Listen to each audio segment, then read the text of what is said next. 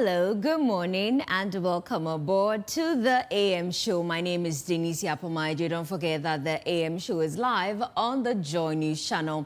We have a lot to get into this morning, but first, we begin with the AM news. I'll bring you that right after this, bringing you the major stories developing across the country and beyond. Then we turn to sports for the very latest from the world of sports. After that, it's time for our news review. And of course, on matters arising, this morning we begin with a renewed debate over presidential term limits as the NPP joins the Attorney General to oppose 5 suits challenging the constitutional provision on presidential tenure. Is there a third term that we are going to pursue? We don't know about that. Well, we'll delve into that right here on the news review. Also, the cases have brought the interpretation of the 2-term limits back into the spotlight. This is raising questions about the clarity of the provisions and its implications for Ghana's democracy. Well, beyond that as well, we'll also examine the government's takeover of Adamus Resources and also the revocation of 3 mining leases. Government says the action follows alleged breaches of Ghana's mining laws, while the company, on the other hand, has challenged the decision. We'll delve into that on the news review. And as the fight against Galamsey continues, the government is maintaining a military presence in forest reserves and other affected areas. We had the president announce that on the resetting tour yesterday. We'll delve into that. But how sustainable is the approach, really? And can a security-led response provide a lasting solution to this? Well, joining us for the news review this morning, we have Dr. Bernard Tutu-Boahen. He's lecturer, political marketing at the University of Education, Winneba.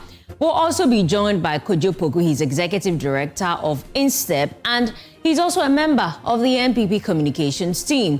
We'll also be joined by Hope Sinadoe. He's director, field operations, United Party. And of course, Mohammed Issa Bataglia. He's MP, Sisala East, and board member of TOR. Well, later on the show, we bring you a Joy News feature, Invisible Lives, Nurturing Ghana's Future on the Streets. Now, that's a story by my colleague Ramat Bashiru. Interesting feature, so we'll bring you that today on AM Show. Now, the feature looks at children living and growing up on the streets and the challenges threatening their education and, of course, their future as well. And following the feature as well, we'll expand the conversation into financing education in Ghana. Joining us, from free SHS and infrastructure to teaching and learning materials, and also the needs of vulnerable children. Education requires sustained financing. But are we spending enough? And are we spending effectively? How can Ghana finance quality education while ensuring that disadvantaged children are not left behind? Joining us for this conversation this morning on the AM show, we'll have Adjoa Mankwa Boateng appear. She's Deputy Director, Get Fund, and Shine Akem Toso, Senior Manager, Get Fund, EFPI. Stay with us. Welcome aboard to the AM show. My name is Denise Yapomaide. Up next is the news.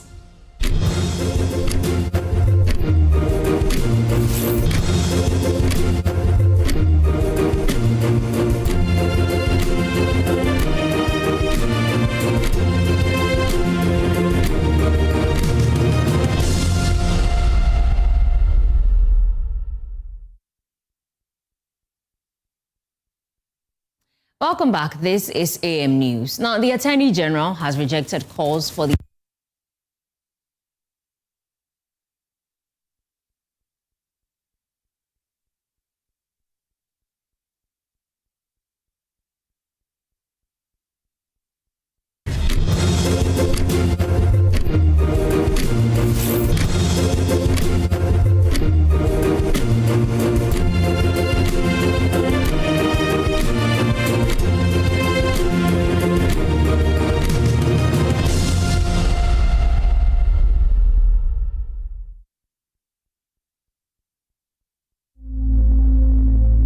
Imagine a family without a home.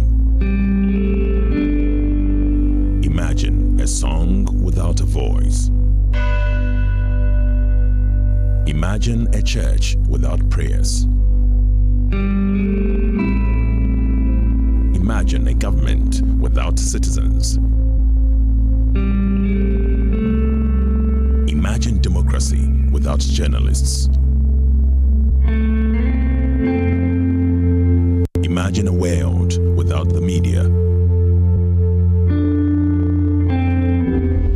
Life is full of issues and stories about people, communities, and governments. Stories that have to be told by well-trained journalists.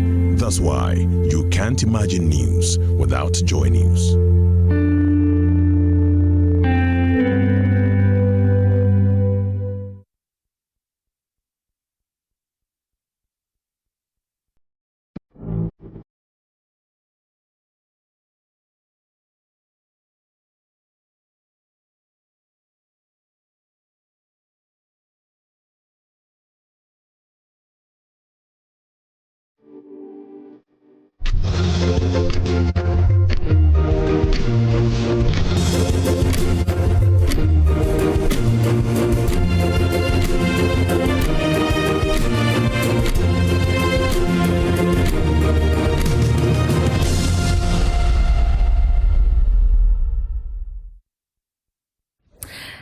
Well, welcome back. This is AM News. Apologies for the breaking sound earlier. But former Attorney General Godfred-Eboadame has threatened not to appear before the High Court to defend his client, Hanan Abdul Wahab, while the legal challenge to trials during the legal vacation remains unresolved. The court adjourned the case to August 25, pending the Supreme Court's determination of an injunction application challenging the Chief Justice's directive for selected trials to continue during the vacation. Legal Affairs correspondent Fatal Bayaga was in court and filed this report. Godfred-Eboadame was of the view that the warrant issued by the Chief Justice for cases to proceed during the legal vacation is strange, stressing that his entire legal team will not be available for the proceedings due to other commitments. I'm not going to be available. As a matter of fact, I'm not going to be available, and it's in keeping with the position I've taken all along, that we did not attend trials in the vacation, except pursuant to agreement between the parties. Has never happened before. I've been Attorney General, and not even once was any accused person or any litigant, whether in civil or criminal proceedings, compelled to conduct a trial in the vacation or attend trial in the vacation. He also warned that if the court compels his client to conduct the case by himself during the legal vacation, it could set a dangerous precedent for the nation. I'm saying that there cannot be a trial in the vacation. If the court indeed wants to order my client to conduct a case by himself, so be it. And we'll see the kind of dangerous precedent that will be set in this country. A party has a right to legal representation, to counsel of his choice, and that right is constitutional. It cannot be taken away from a person just by the stroke of the pen of any person. In the case involving former Chief Executive Officer of the National Signals Bureau, Kobna Edubuahen, a member of his legal team, Peter Osei-Asamoah, held a brief for lead counsel Samuel Atachia and informed the court of a letter seeking an adjournment to October to enable the legal team to complete their personal engagements during the legal vacation. However, trial judge Justice Francis Apanga Chibonga dismissed the letter, explaining that granting the plea would amount to disregarding the Chief Justice warrant. Osei-Asamoah then drew the court's attention to an injunction application before the Supreme Court, challenging the warrant issued by the Chief Justice, and prayed for an adjournment. Deputy Attorney General Justice Ramsai opposed the application, arguing that the mere pendency of an injunction application before the apex court should not stop the court from doing its business, and prayed for the plea to be rejected. However, trial judge Justice Apanga Chibonga upheld the plea by the defense and adjourned the case to August 25, pending the outcome of the application before the Supreme Court. For Joy News, Fatal Bayaga, Accra High Court. Away from the courts, Ghana is leading efforts to turn climate adaptation policies into practical action as officials from Ghana, Kenya, the Netherlands, and South Africa meets to strengthen implementation of national climate plans. The three-day meeting focuses on how countries can mobilize resources, strengthen collaboration, and ensure that climate adaptation policies deliver tangible results. Joy News' Phoebe Nete reports read to you. Climate change continues to pose significant challenges to communities and economies, making effective implementation of adaptation policies increasingly critical. The Environmental Protection Authority says climate policies must go beyond formulation to actual implementation, with adequate resources mobilized to achieve their intended impact. The Director for Adaptation, Climate Resilience and Risk Management, Climate Change Department at the EPA, Nana Dr. Inchibosi Amwa, says government and stakeholders must ensure that policies are translated into practical interventions. There are still vulnerabilities that what is needed and what we are providing now, the need gap is very big. And this is why we have to work hard as a country in terms of the policies and then also in terms of mobilizing resources, because the bottom line is not the policies. We have quite a number of policies and structures in place. What is lacking largely is about the financial resources and the technologies needed to be able to address some of these vulnerabilities. Officials from participating countries also stress the importance of collaboration and stakeholder engagement in implementing climate adaptation measures. Tabang Fego, the Director for Natural Resource Sector Department for Forestry, Fisheries and Environment for South Africa's Department for Forestry, Fisheries and Environment, says cooperation across natural resource sector is essential, while adequate financing must be secured to support implementation. The low-hanging fruit with regards to the issues that are mentioned would be, I think, collaboration and stakeholder engagement. For me, would be one that's cross-cutting and that's really a low-hanging fruit. Financing, of course, becomes one of the important things, particularly when you talk about national adaptation planning, that we need to be moving towards implementation, and we can only move towards implementation if we have resources to do that. The Deputy Director for Climate Change Directorate, Thomas Lareton, says Ghana is focusing on translating its climate adaptation policy into concrete action. He says the country is working to strengthen coordination and ensure that resources and technical support are available to implement adaptation measures. The government of the Netherlands for sponsoring this. Because it's an opportunity really to, look at the climate change adaptation, how the impacts affect all of us, and coming up with the measures to, support climate change adaptation, and learning from experiences of different countries. This is a follow-up of a similar meeting we had in South Africa in April. And we are focusing to implementation, because you find that as much as you have to put in strategies, you have to put there plans and policies. What is critical is implementation. The three-day meeting brings together stakeholders from Ghana, Kenya, the Netherlands and South Africa to share experiences and explore practical approaches to climate adaptation. Participants say sustained collaboration, financing and effective implementation will be critical to ensuring that the nation's climate plans move from policy documents to measurable action. For Joy News, Phoebe Nate's report read to you. Let me take you to the Upper West region. Nearly 2 years into government, the Upper West MPP is accusing the NDC of failing to deliver on key campaign promises, including the Women's Development Bank, the 24-hour economy and the Big Push. Speaking exclusively to Joy News after retaining Regional Chairman Abdul Rahman Abdulaziz, says the NDC's failure to deliver will form the basis of the MPP's comeback in 2028. Speaking on behalf of the team of Chairman Abdurrahman Abdulaziz, popularly known as Chairman White, which almost swept all the executive positions over the weekend, Regional Secretary Dr. Tanko Daniel Dauda says the party's focus has shifted from internal elections to national power. The MPP suffered a clean sweep in the 2024 parliamentary elections, lost every single seat in the region, but Dr. Dauda says that was then, this is now. He points to 4 constituencies, Jirba, Nadoli, Wa Central, and the Dafema Bure Isa that have historically resisted the MPP. His claim, every other seat is winnable. Or I should say, 4 seats that the MPP has never won before. That is Japa, Nadoli, Wa Central, and DBI.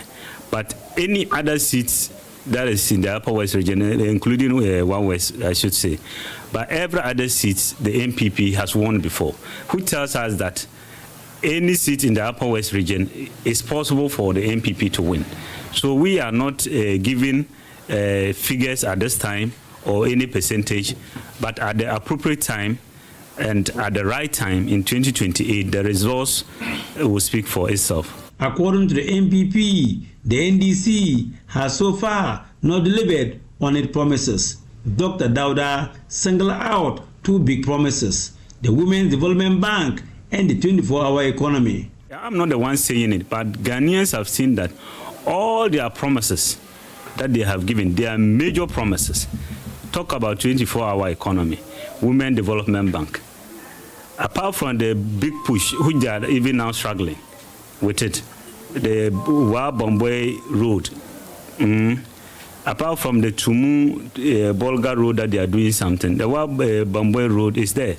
He says building markets is not the 24-hour economy and asks how many markets didn't the previous MPP government build? How many markets didn't the previous administration build? They have not been able to match the previous administration when it comes to the establishment of markets. So 24-hour economy cannot be reduced the building of what? Market infrastructure. No. Then the Akoko and Kitinkiti, which the Greek minister himself admitted that their supporters have used for Laisu. Was that what they promised us?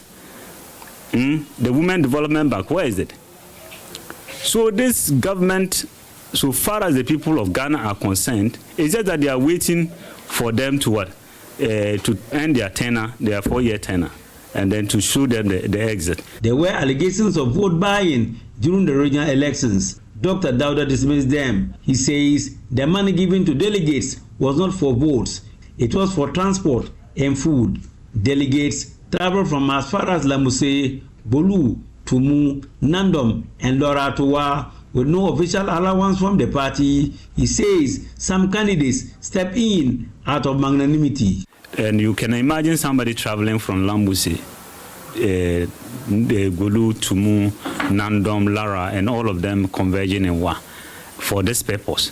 If not for the love of the party, the person will just decide to sit at home. So if you go and greet them and you decide to part away with something, 200 cedis, to help them to transport themselves back, I don't think that it's money that you are using to influence them. Winners and losers, he says, are all family. And with one voice, the Upper West MPP says it is ready for the real battle. Chairman White survives. The old guards stays. And in the Upper West, the MPP says the countdown to 2028 has officially begun. Reporting for Joy News, Rafiq Salam. Wow.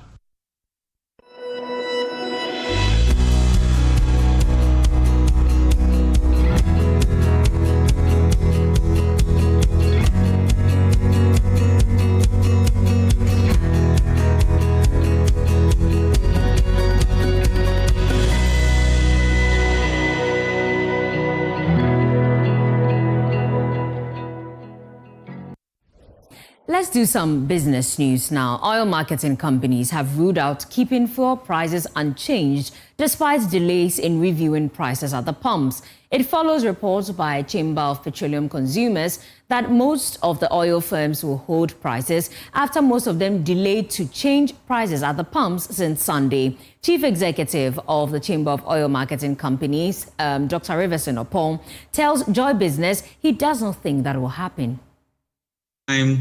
The new pricing window falls on a weekend.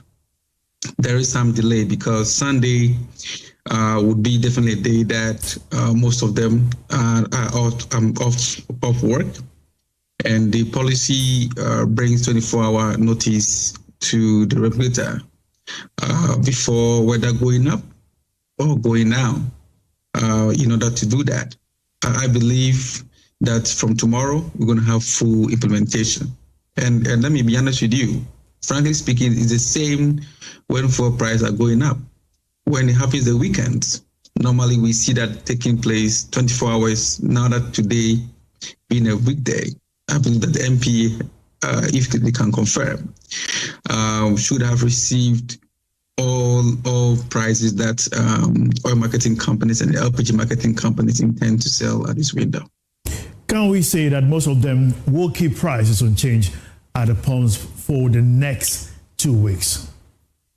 Well, I cannot say so, and I believe that competition will not be allow them to do that. Also, Maverick Research retail audit data for the first half of 2026 has shown that Ghana recorded the strongest performance in the retail sector among some selected countries in West Africa, with volumes up 8.9% and value growing to 15.6%. Côte d'Ivoire recorded approximately 3% volume growth and 2% value growth, while Cameroon posted 2.7% volume growth and 5.2% value growth. The following report has more. According to the report, the figures tell a broader story as Ghana has shifted decisively into consumer-led recovery. Also, Côte d'Ivoire's growth is being unlocked by lower prices and improved affordability. Similarly, Cameroon is recovering more gradually, with value rising faster than consumption. The research stated that Ghana was a clear outperformer. The combination of 8.9% volume growth and 15.6% value growth indicate that consumers were not simply paying more, they were buying more. It added that easing inflation, a stronger cedi and improving purchasing power helped households rebuild their baskets, highlighting that the full share of fast-moving consumer goods volume increased from 32.2% to 34.2%, led by essential categories such as edible oil, tomato paste, milk, noodles, and food seasonings.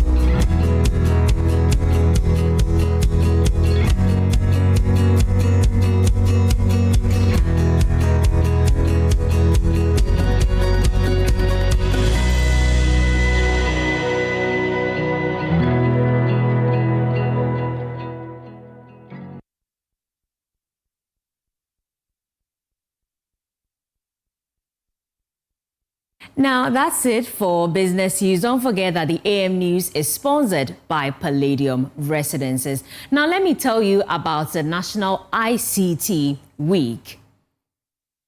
Are you ready to see what's next for Ghana's digital future? Then you don't want to miss the National ICT Week 2026. The National Information Technology Agency, NITA, invites you to join us from 17th to the 20th of August at the University of Ghana Legon campus. This year, we're going bigger, bringing together innovators, entrepreneurs, businesses, policymakers, students, technology enthusiasts, and everyone passionate about Ghana's digital future. And the theme says it all: innovation at scale, creating opportunities across Ghana's digital ecosystem. Get ready for thought-provoking conversations, exciting technology showcases, exhibitions, networking, and real opportunities to connect with the people and ideas shaping Ghana's digital ecosystem. So whether you have an idea, a business, a technology solution, or simply a passion for innovation, there's a place for you at the 2026 National ICT Week. Come join us as we partner with players in HR tech, health tech, and edutech to showcase IT creativity and innovation. So save the date and tell a friend and make your way to Legon from 17th to 21st of August. National ICT Week 2026, innovation at scale, creating opportunities, shaping Ghana's digital future. Well, that's it for the AM News. Don't forget that for more news, I know a place. Please do log on to myjoyonline.com. My name is Denise Apomaide. Up next is sports. A while later, we'll have our news review. Have a very lovely Tuesday.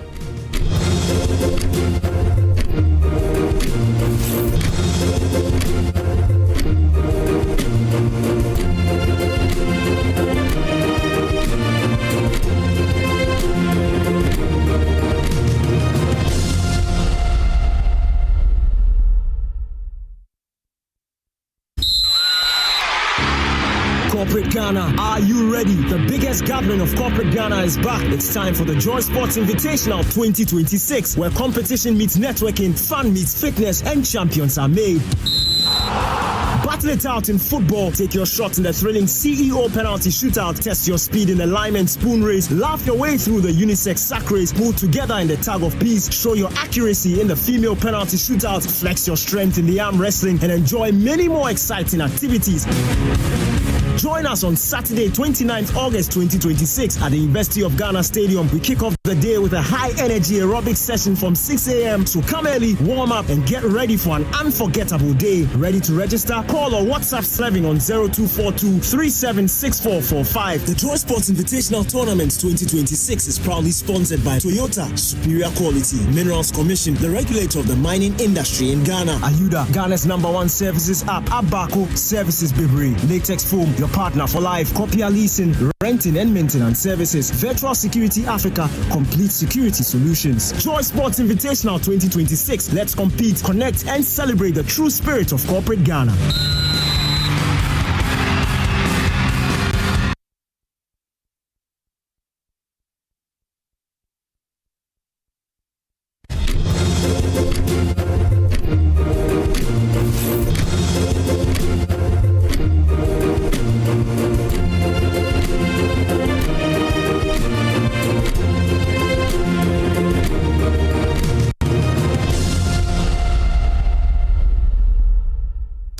We'll bring you sports now on the AM show. I am Muftau Nabila Abdullah. It's a month of invitation. The competition starts just next week, and companies are subscribing to be a part of this year's Joy Sports Invitational Tournament happening at the University of Ghana Stadium on August 29.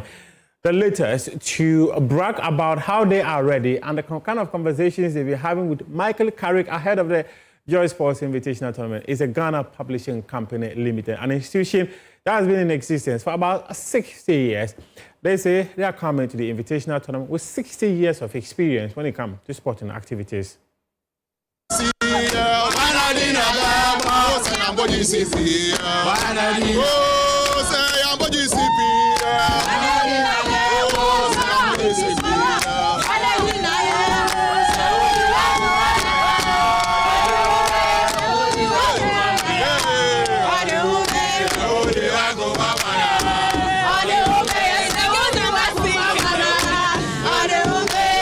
For 60 incredible years, they have led the publishing sector, and they have done it with class. They are coming to the Joy Sports Invitational Tournament with 60 years of experience. The head of corporate affairs is here. I, the lead striker. You are shaking. You are shaking in our presence because our aura is overwhelming you. Because of just how prepared you are. You know, let me tell you something. Yesterday, I had a conversation with Michael Carrick. So, we are going... Michael Carrick, who took 3? Oh, don't worry. Don't worry. This is preseason. Don't worry. You see what Michael Carrick was able to do with Manchester United after Amorim left. You see, that same energy. You can already feel the aura. We are coming with full vim and vigor. You see the beautiful ladies, you see the strong gentlemen. Everybody is poised, ready to come and show the whole world what the Ghana Publishing Company Limited is capable of, not only in printing. And of course, printing and publishing, we are the best. I mean, we are second to none. There is no other company that can compare to us. I mean, come on, tell me which company in Ghana can compare to Ghana Publishing Company Limited when it comes to printing. Is there any challenger? In the same vein, you know that Ghana Publishing Company Limited works 24 hours, right? So our training is 24/7. Some are going, some are coming. So every discipline, from soccer boys, track and field, all the track and field. You know me, I was a sprinter, so you see me on the track on that particular day. The ladies are ready for the penalty shootout, you understand? So the lime and spoon, what other sporting disciplines are there? The sack race, the tag of peas. Oh, this is our chief sack race champion. Chief sack race champion is here. You know, the arm wrestling. So we are ready. The arm wrestling. Oh, arm wrestling. Oh, we are. You don't know that we are arm wrestling champions over here. Oh, you've not heard about us, eh? We are here. Talk to me about what makes Ghana Publishing Company Limited stand tall among the publishing institutions in this country. Well, like I mentioned earlier, you know we are an organization that was one of the very first to start operating 24 hours under the 24-hour economy policy of the government. And so that brings our efficiency to an optimal level, right? So if you have a job with us that you want us to do for you, there are no delays. The efficiency is on point. I'd also want to tell you that we have an ultra-modern digital press. Whatever machine that is used to do any kind of printing, we have it. And it's second, the quality and the finish is second to none. And when it comes to offset printing, all the machines are there and available for us to do your printing for you in top-notch quality. We do not play with our quality at all in any way, shape, or form. So what we are focused on is making sure that, number one, we are delivering to you on time.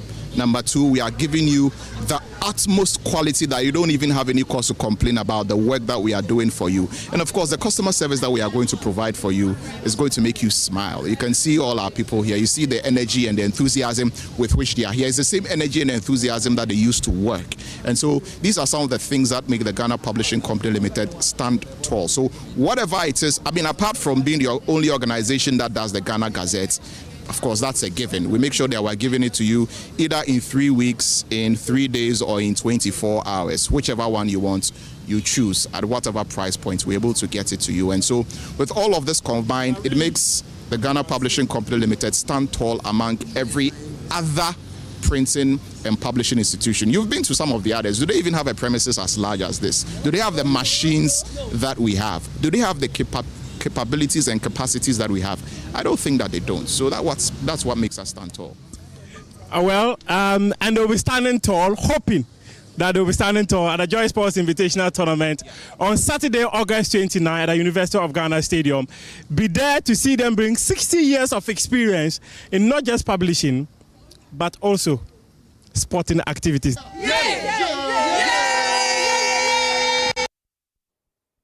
Now let's talk some boxing. In September 2025, the Minister of Sports and Recreation inaugurated a 9-member board to oversee the governance of boxing in the country. They were supposed to be in office for 90 days, plus possible 30 days if they needed an extension to put in reforms for boxing in the country before leaving office. It's been 10 months since they were inaugurated. They are still in office. And guess what the challenge is? The ministry has not given them a penny since they came into office to oversee the reforms the ministry directed them to put in place. We had a conversation with the spokesperson of the team, Gideon Ohiajo, on SportsLink. When the committee was commissioned, certainly they've had meetings. Meetings have been facilitated. They've had some movements. Yes, when they came to brief the Honorable Minister, they sought for more. And I must commend the committee that they were very selfless. They offered themselves to do the job despite the challenges. We are all aware. And I would be surprised if not a peso was advanced to the committee to enhance their activities. Certainly not every request made was met. But I would be surprised if no peso was actually advanced to the committee for them to do the work. Gideon, Yeah. Sadly, I mean, no money was advanced. Maybe it was advanced, but the committee did not receive and has not received any funding. So since you started, you've not received any funding? As of today, nothing. So for the 10 months you've been there, nothing. The sittings are for free? Nothing. Thank you heard. Initially, I was even thinking that they will not say it publicly, but you just heard from the spokesperson of the committee. I am just hearing it for the first time because I recall when they briefed the minister, it did come up. They made a passionate appeal to the honourable minister. He actually gave instruction to the then chief director to ensure that something was made available. So I'm actually surprised hearing it for the first time that for the period for which the committee was commissioned to take up this challenge, they haven't received any form of logistics. And I am surprised, and I think that accounted for the delay in delivery on this job. Oh yeah, sure. So I'm aware of the directive from the minister that went to the NSA for funds to be made available. I'm also aware that the NSA got back to the ministry to say that they are not able to because they don't have the funds. And we followed up with the minister, who assured... When was this? Oh, just about 2 months ago. We followed up with the minister, who assured us that then the ministry was... How many times have you made requests to the ministry for financial support, logistical support to get your job done? It's been periodic. I mean, when we came for the extension mandate, yes, immediately, I think the letter came on the 4th of February. Okay. By March 12th, we reminded the ministry, because we had agreed on a budget. Yes. We reminded on the 19th. How much was the budget? We did. Must I say this? You have to. No. We may have some. In fact, some of the people who actually want the success of boxing, there are people who can step up and provide that financial support for you to get a job done. I know I'm here for an interview. I did bring documents, but I'll hand it over to you. Maybe you can look at it. Sure. I'll gladly take a look at that. So I am aware that the ministry said then they were going to look at it from their point of view, but we've been waiting. I think that's when I mentioned that Prof also went further with some of us, including the Director General, to the ministry to see what can be done. It's just that we still haven't received some funding. That is the spokesperson of the Ghana International Boxing Management Committee, talking about the fact that they've not received any funding since they were inaugurated by the minister in September 2025. And to interest you to know that some of the sittings for about 6 days required just 8,000 Ghana cedis for them to sit. Those monies were never given to the committee to be able to get their job done. Let's go to the camp of Kumasi Asante Kotoko. They are currently in Accra preparing for the Ghana Premier League. The director of football, Stanley Menzel, says that the decision of the club to appoint Eric Tinkler to lead the technical team is the right one. You know, it was not so easy because I'm not familiar with African football. So when I came here the first 2 weeks, I saw the environment, I saw how things were here. So I could skip directly a few coaches because they are not used to work in such environments. I knew Eric of my time in Cape Town when I was coach of Ajax Cape Town. And I knew he was coach of Cape Town City, yes.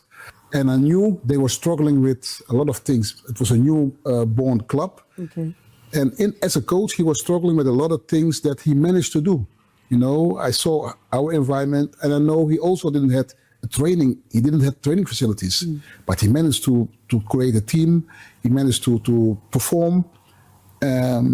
He knows Africa because he's traveled with his clubs through Africa. So actually, I think that we appointed the best coach we can have because he's been there. He's been here where we are now, and he's built clubs with youth development. He has built those clubs to a good standard, a good level, and So for me, it was clear that he was the man for this job. What I already said, when Asante Kotoko become 8, there's something wrong, you know. So my first assessment was, why do they became 8? When I started to follow them, they were around 4th place, and suddenly they became 8th. So there was something wrong, you know. It's the first thing you have to assess. Why? Where does it come from? Why do they don't perform? Players, environment, facilities, pressure. So all those things made me but also Eric assess first the team and the players, give them a chance to show themselves with a new coach. Meanwhile, the Club Licensing Committee of the Ghana Football Association, they have released the approved venues ahead of the new Ghana Premier League season starting on the weekend of September 4 and September 6. Aliu Muhammad Sports Stadium is one of the facilities approved. It is in Tamale. Then we have the Accra Sports Stadium also approved. The University of Ghana Sports Stadium, where the Joy Sports Invitational Tournament will be happening on August 29, has been approved for Ghana Premier League matches. The Dance Park in BBNE, where Goldfields play their matches, has also been approved. In Central Sports Arena in Samreboy, the venue for Summertex 1996 has also been approved. The TNH Sports Stadium in Takwa has been approved as well. Nana Fosu Jiabo facility in Bechim has also been approved. And then AAK, the second sports arena in Basake, where Basake Holy Stars play their football, has also been approved. Tuba AstroTurf, Golden City Park, Bawaya Sports Stadium, Pando Sports Stadium, Nanabu Amadakun, the second park in Kukurantumi, as well as Lankley Sports Stadium in Obuase. These are the venues approved so far for the Ghana Premier League happening on the weekend of September 4 and 6.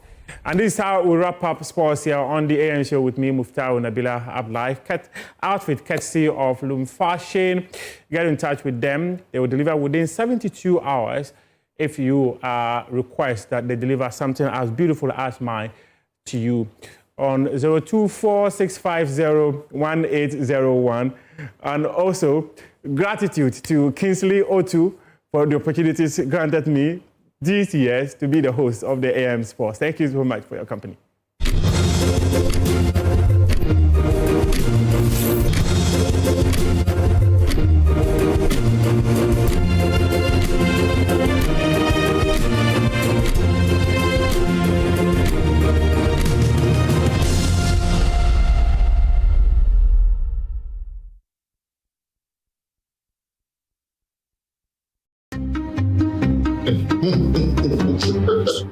That's right.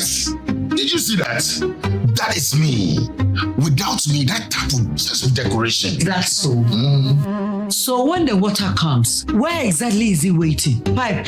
I also didn't see any bedroom no. Me tank.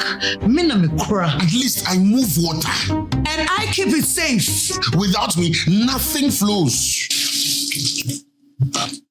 What's happening? I bring the life. I preserve it. Hey, why is the water going on and off like this? Maybe I can do it alone. Maybe I need you too. Strong, reliable, built for every home. Syntex pipes and tanks. The perfect water team. Syntex. A year strong, a year tough. Palladium Residences in Achimota isn't just an address, it's the home you truly earned. Secure your place with just a 10% deposit and choose from beautifully designed modern apartments or spacious townhouses built for everyday comfort. This is more than a building. It's a vibrant, curated community with a clubhouse, state-of-the-art gym, and an on-site hotel, all at ABC Junction, minutes from Achimota Mall. Enjoy city energy while retreating to your private sanctuary. Call now to reserve your unit and benefit from limited launch incentives, including priority unit selection, executive pricing, and flexible payment options available. Don't miss the chance to pick the best homes. Book your private site visit today. Call 050-9823-424. Palladium Residences. Live smart, invest better.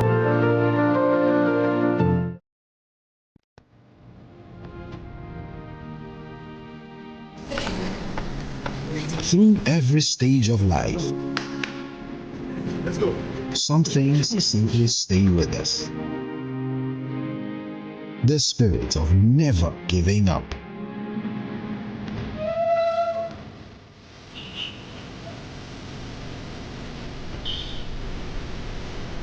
A throwback to a bygone era. Love was service. The silent statement of love.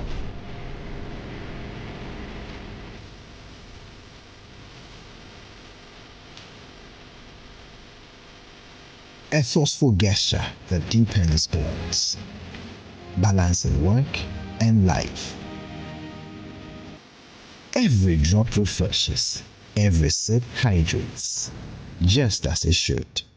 I am awake, one for life. Drink water, drink awake. Supporting the National Cardiothoracic Center. This advert. Hi, now let me share my wildlife experience with you at Safari Valley Eco Park. Welcome to Safari Valley Eco Park. Our electric shuttle pulled up, and in no time, our tour began. We were surrounded by wildlife from the moment we entered the Eco Park. We were greeted by experienced tour guides who took us through orientation and how to better enjoy the experience. Watch these animals roam freely in their natural habitat undisturbed by our presence. We saw zebras, sable antelope, brown crane, mara, silky chicken, nyalas, Shetland ponies, and so many animals I just couldn't keep up. Our tour guides taught us so much about the wildlife, their behavior, and how to interact with them. I even fed them. We also went fishing on a man-made canal. Then we took a break to have lunch in this serene environment. All this amazing experience for this price for adults? This price for teenagers. It's a bargain. As the sun began to set, it was time to go back home, but not before dinner by the campfire. It has been a thrill of a lifetime, and I can't wait till my next visit. Safari Valley Eco Park, bringing you closer to nature.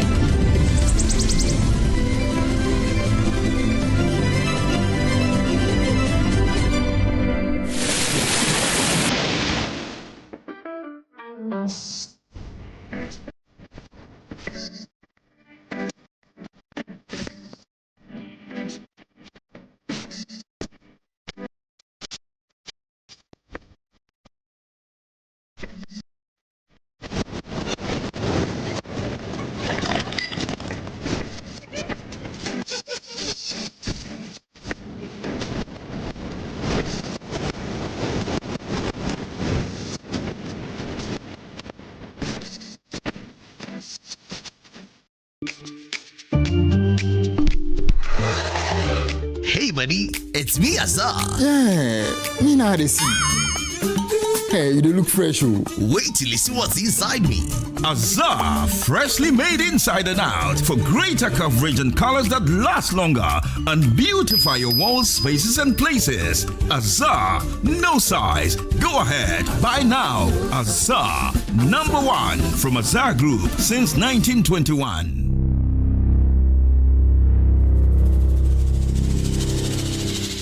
This August, the Super Morning Show is done pretending. Sustainability isn't just tree planting, it's whether the systems we depend on actually last. Lights that stay on, water that reaches the bucket, food that nourishes people instead of rotting away, roads that take us home instead of taking our lives. When things keep failing, that's a sustainability crisis. So this month, we're asking why. Why land guards still run our neighborhoods? Why food rots in bins while our neighbors sleep hungry? Why the road that killed your cousin still has no signage? Why half the water you pay for never reaches your bucket? Uncomfortable? Good. That's the point. Stay tuned to the Super Morning Show throughout August for Joy Sustainability Month. Sponsored by MTN and Momo. Hi, now let me share my wildlife experience with you at Safari Valley Eco Park. Welcome to Safari Valley Eco Park. Our electric shuttle pulled up, and in no time, our tour began. We were surrounded by wildlife from the moment we entered the eco park. We were greeted by experienced tour guides who took us through orientation and how to better enjoy the experience. Watch these animals roam freely in their natural habitat undisturbed by our presence. We saw zebras, sable antelope, brown crane, mara, silky chicken, nyalas, Shetland ponies, and so many animals I just couldn't keep up. Our tour guides taught us so much about the wildlife, their behavior, and how to interact with them. I even fed them. We also went fishing on a man-made canal. Then we took a break to have lunch in this serene environment. All this amazing experience for this price for adults, this price for teenagers. It's a bargain. As the sun began to set, it was time to go back home, but not before dinner by the campfire. It has been a thrill of a lifetime, and I can't wait till my next visit. Safari Valley Eco Park, bringing you closer to nature.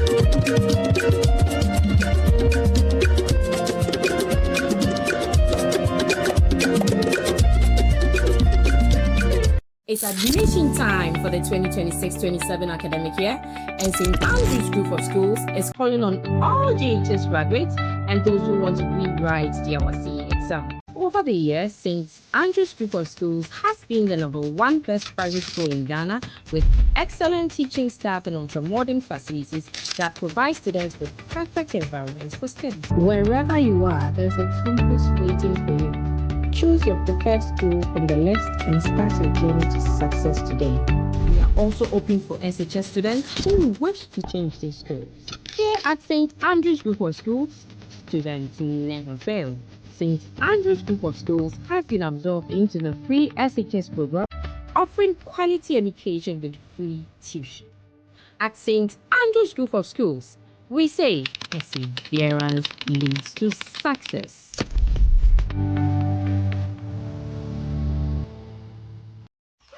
Now let me share my wildlife experience with you at Safari Valley Eco Park.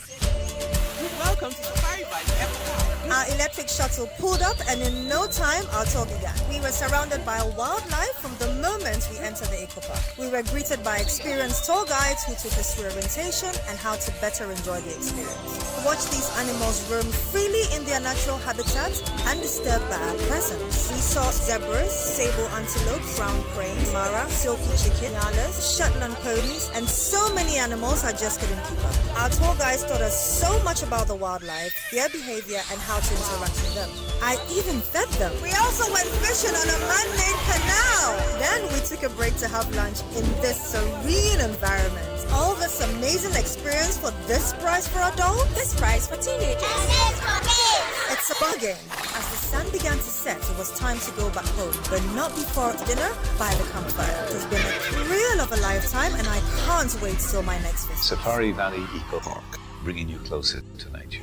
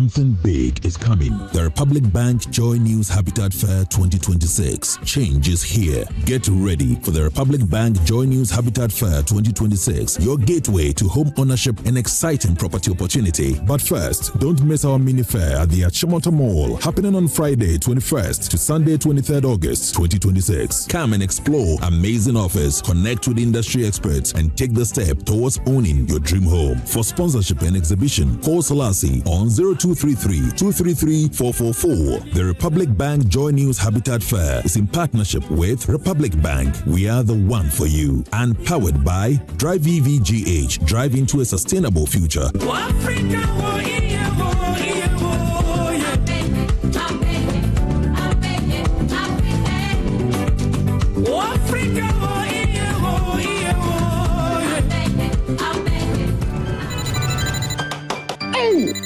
Is your tech holding you back?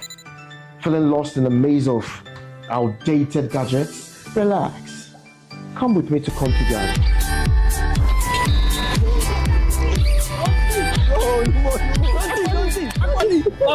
Magic.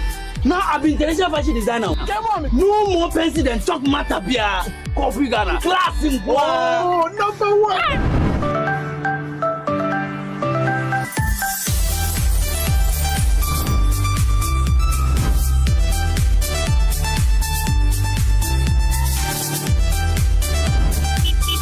Ghana, we don't just sell electronics, we transform your life. From office to home appliances and more, we have everything you need to step into the future. Country Ghana, class in Kwa. Country Ghana, number one.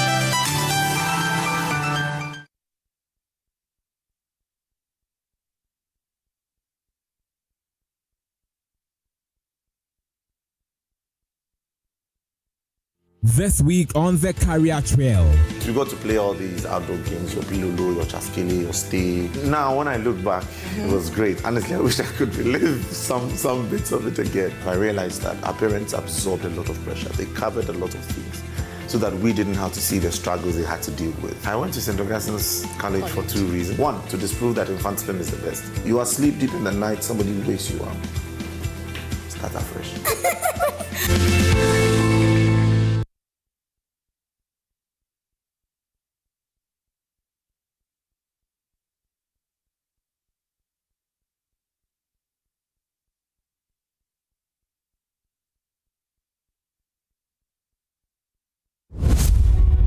Predictions with climate change are no longer holding.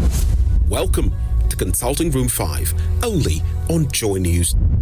The clean-up exercise last week, the 2 days we had, it's something we should have done long before. Consulting Room 5 airs on the Joy News channel on Saturdays at 3 p.m. and on Sundays at 6 p.m.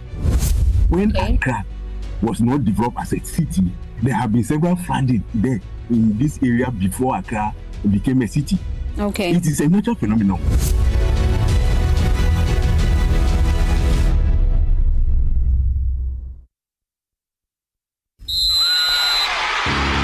Corporate Ghana, are you ready? The biggest gathering of Corporate Ghana is back. It's time for the Joy Sports Invitational 2026, where competition meets networking, fun meets fitness, and champions are made.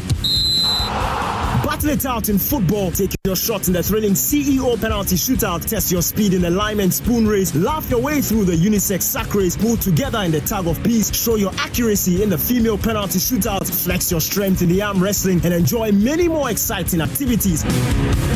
Join us on Saturday, 29th August 2026 at the University of Ghana Stadium. We kick off the day with a high-energy aerobic session from 6 a.m. So come early, warm up, and get ready for an unforgettable day. Ready to register? Call or WhatsApp Sleving on 0242 376445. The Joy Sports Invitational Tournament 2026 is proudly sponsored by Toyota, Superior Quality, Minerals Commission, the regulator of the mining industry in Ghana. Ayuda, Ghana's #1 services app, Abako, Services Bibri, Latex Foam, your partner for life, Copia Leasing, Renting and Maintenance Services, Virtual Security Africa, Complete Security Solutions. Joy Sports Invitational 2026. Let's compete, connect, and celebrate the true spirit of Corporate Ghana.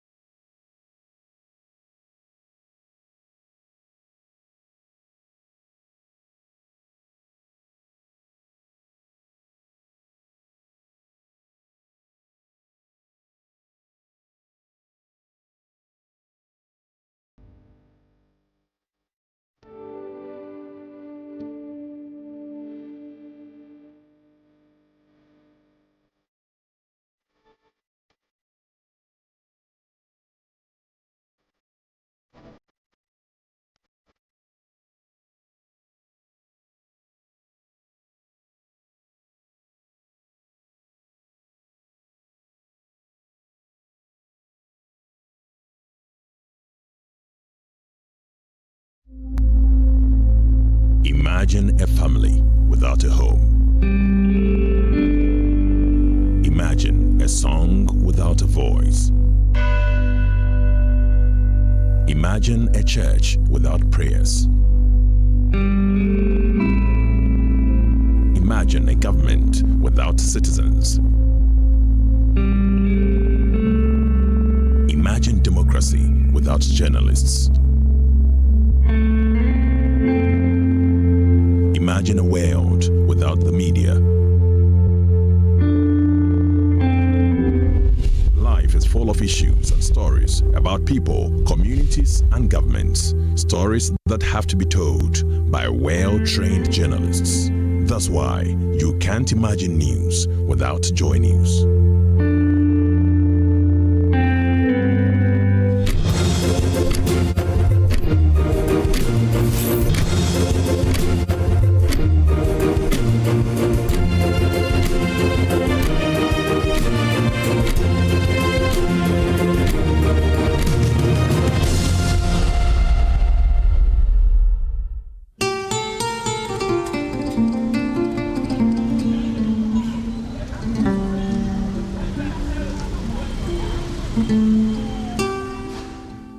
The United Nations Children's Fund, UNICEF, estimates that 150 million children worldwide live or work on the streets, exposing them to abuse, exploitation, violence, and deprivation.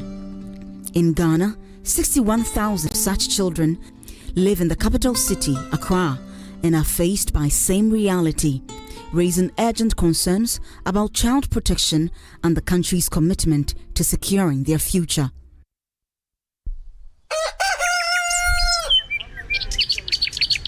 As the first light of day spreads across Accra, the city slowly comes alive. Parents prepare their children for school, but beneath one of the city's busiest bridges, another day begins very differently.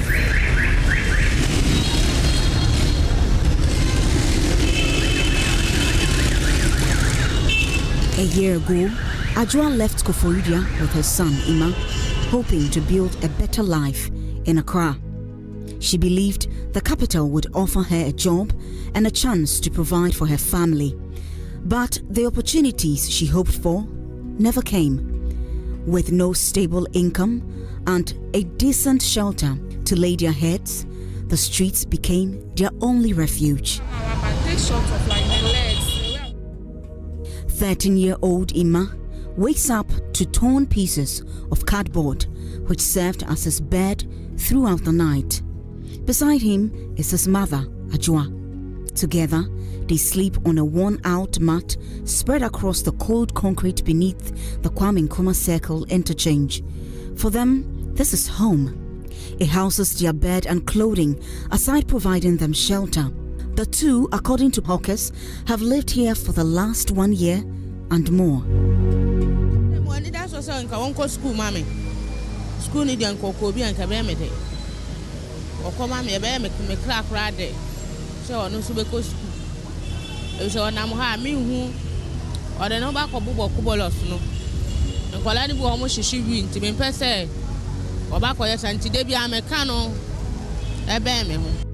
Every morning, Ima follows his mother through the busy streets of Circle, maneuvering traffic and crowds in search of benevolent individuals to spare him a coin or two.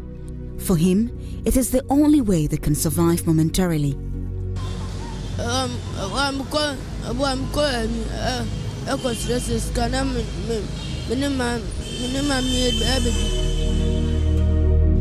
Around him, his age mates walk briskly to school, carrying backpacks and lunch boxes. Ima watches them with admiration. He dreams of sitting in a classroom one day and believes education could change his life. His dream is to become a law enforcement officer.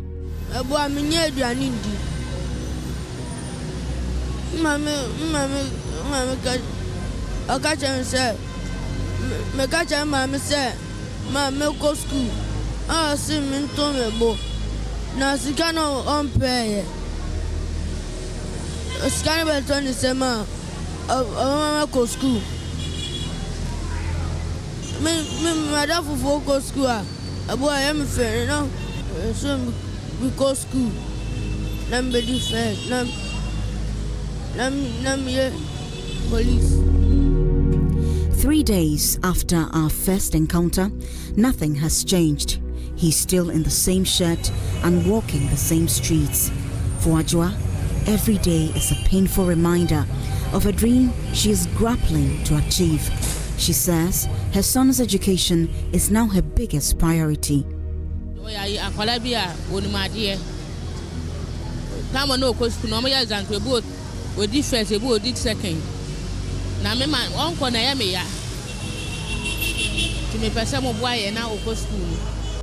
According to the 2021 Population and Housing Census, an estimated 57% of Ghana's population is 25 years and below. A significant proportion of these are adolescents between 10 to 19 years. Ima belongs to this bracket. For many of such children living in street situations, access to education, healthcare, shelter and protection remains uncertain. As daylight fades, the dangers become even more apparent. Busy roads, unfamiliar faces, exposure to harsh weather, violence, abuse, exploitation, trafficking, disease. Hilda Mensah is a child protection specialist at UNICEF.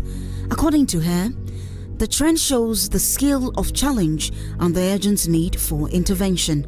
In 2011, the Greater Accra Social Welfare Office undertook some research. They found out that 61,000 children are living on the streets in Accra alone. So if you were to get a sense of what happens in other major cities, that will give you a cause for worry. And what happens to these children on the streets, your guess is as good as mine. Government institutions and civil society organizations continue to rescue, rehabilitate and reintegrate children through shelters, counseling, education support and family reunification programs. Today as I speak, we have 236 children in our 4 villages.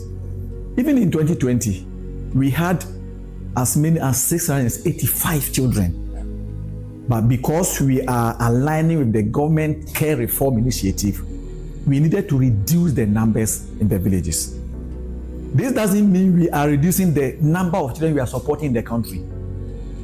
We are now expanding our support in the communities. As we speak now, we have over 15,000 children being supported in Ghana in various communities.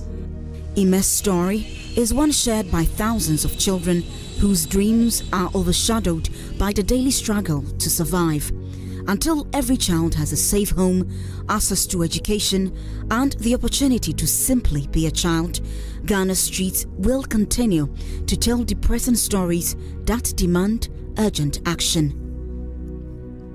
This story is brought to you by SOS Children's Villages in Ghana in partnership with Joy News with funding from the Norwegian Agency for Development Corporation, NORAD.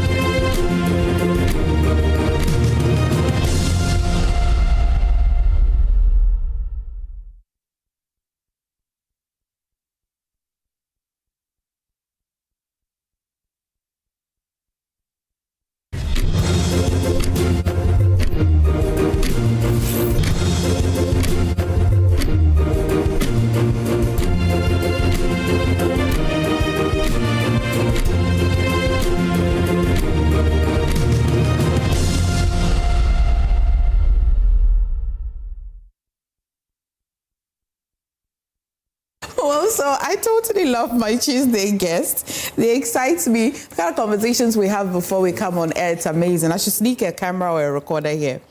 So I bring it to you. But thank you so much for joining us. It's another Tuesday. And time now to review the news. The AM News Review, sponsored by Syntex Pipes, Pegasus Publishing, and Awake Purified Drinking Water. And joining us this morning For the news review, Dr. Benatutu Bwahene is a lecturer, political marketing, University of Education at Winneba. Kojo Poku, Executive Director at INSTEP and member of the NPP Communications team. Akufo-Addo is Director of Field Operations, the United Party.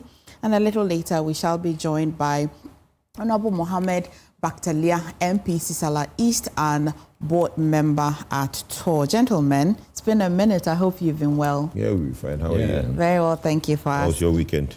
Very relaxing. I made sure that I had good melatonin, a good percentage of milligram, and I slept very well. That? Melatonin, something that can aid you to sleep. So you are taking sleeping tablets? Yes. Why? Because I want to sleep uninterrupted. You heard what happened to Michael Jackson, right? Yes, he abused it. Okay, so let's leave it there. If you know what happened to Michael Jackson, then it's over the counter. It's over the counter. See, these are supplements. Don't worry. That's where it starts. That's where it starts. When you can't sleep, just turn off your light. You see, look. Turn off your lights. Darkness. Hold on. You see, that's your problem. Darkness. Turn off your lights. Put on a very boring movie. You sleep. Okay, I'll try it today. That medication thing, that's where it starts. I'm telling you. I think that even chocolate will be good for you. Really? Yes, chocolate can also make you sleep. Or Horlicks. Buy Horlicks. Horlicks, yeah. Horlicks is a very good for sleeping. Not me in a consulting room this morning. No, but I mean, medication definitely. Thank you. We'll try all the options. Okay. So let's start with the newspapers. Today we're doing the newspapers together. I have the Daily Guide this morning and big story, court halts Edu Bwahene, ex-NAFCO boss trial over Supreme Court suit. You definitely know that Kojo Nkrumah is headed to the Supreme Court and halting because of the illegal vacation debate that's been going on. Story is on page 3. Daily Guide, anxiety grips young cocoa farmers is on page 3. Baumia charges NPP executives to unite for victory 2028 is on page 6 of the Daily Guide this morning. And 2 killed, 7 injured in Asinfosu crash. Story is on page 6 as well. And spiritualist nabbed for attempted murder of 11-year-old girl. Story is on page 3 of the Daily Guide this morning. Let me see if something is happening behind. Okay, that's it for the Daily Guide. Director, what do you have? The Business Mail? Yeah, Business Mail. Where is the $20 million that Fiamapo insists on expert inquiry into AXA deal? Okay. That is page 11. You'll get the story there. Then inflation slowed to 4.6% in July this year. You'll get the story at page 2. Then 24-hour economy must go beyond slogans. AGI demand concrete action. And that story too is at page 3. AGI, I think. Okay. I'll have the last listen. Okay. GMPC received 355.50 million USD for first half. That's GMPC. That's page 4 of the Business Mail. Okay. Which one do you have? Economic Times? Economic Times. Okay. So CD regains value after July setback. Reserves hold at $12.9 billion US. Then deposit insurance extended to digital deposit, such as customer mobile money balances. Okay. That's in page 1. And then government set to meet its 2.2% fiscal deficit target, despite 41% capex shortfall. Also, page 1 of Economic Times. Okay. Could you have what they have? The Observer. The Observer talks about, on the front page, a Japan Mesa donates hair dryers to graduating hairdressers in 2nd. My brother doing his best for his people. Then you have multiple MPP election. The Observer being mischievous goes with the headline, Baumia suffers humiliating defeat in 3 regions. The full story is on page 3. I don't know where he's getting that from. And Atoforcing, government determined to end Ghana reliance on IMF. That's on page 2. And I think those are the main headlines in the front page of the Observer. Okay. Let's start our conversation. Yesterday, before we went into the matters arising, I engaged my panelists on the death of the professor in the UK, Jason Adeti. And yesterday we were told that there was a vigil held in honor of him. I definitely want to hear your take as well on it, Kojo. I'll start with you, considering that it's an area that you're very familiar with. Which of the UK? The UK. Mm-hmm. Look, I've really been glossing over that story. I've not really read it in depth, but the loss of life always brings everybody to a point of sadness, because as humans, death is finality, totality. There's no coming back from that. So it doesn't matter what the circumstances. When there's death, you basically reflect and say, oh, what happened? I mean, for someone that has had earlier challenges in life through autism and all that, and been able to get to the level of professor in Cambridge, not any mean university at that. I think he's achieved a lot in life. The happenings, the tragic incidents of all the stories that came up and all that is very unfortunate. But I don't know whether the death was suicide or murder. I don't think it has been ruled yet. I think there will be an inquiry into that, and I think they will be able to conclude on the cause of death. But it's sad that we have to lose someone flying the flag of Ghana in Africa in an institution like Cambridge that way. It's not the best. Okay. Doug, I'm particularly interested in you because for the kind of job you do, the academic writings, and having hounded by the media. I mean, a lot of people believe that he definitely was hounded to death at the age that he passed, and the fact that over 200 inquiry of articles wanting to know whether he really went through the process of bringing professorship. Well, people say they're not surprised what has happened. Emefa, good morning once again. Good morning to Kojo and director, and good morning to our viewers. I mean, I started following this news, I think last week. And it was surprising because, you see, the nature of our work is such that plagiarism, per definition, all right, can visit anybody at all. But then you look at the gravity of that offense. I think that the professor at his younger age was doing a lot of things. I mean, trying to probably make history, and also to achieve his life objective as a lecturer in a prestigious university.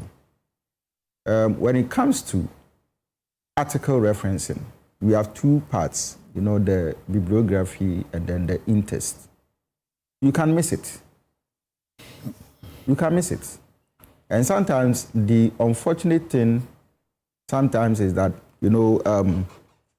some journals will publish electronic versions that will give you maybe 2025, and then the published one actually will come in 2026. If you are citing and you are not careful and then you get the electronic one, you definitely will cite 2025. All right.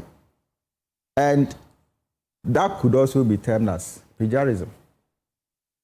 Rather than the referencing you do for the in-text and the one that comes in the bibliography may differ. You see.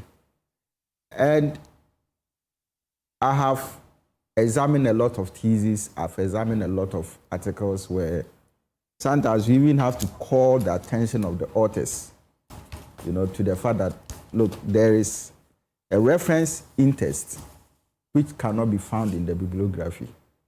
So maybe you need to reconcile. So some of these things may occur.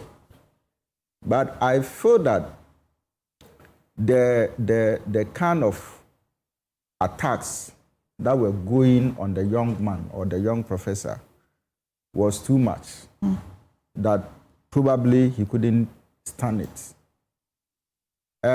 I feel that sometimes some of these things, people, because they want to, as it were, bring you down, that is where they will probably may want to do some of these things and get to the excesses.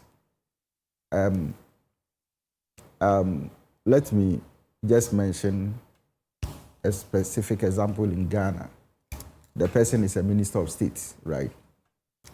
But the difference between his in-text referencing and then the bibliography cost him his thesis.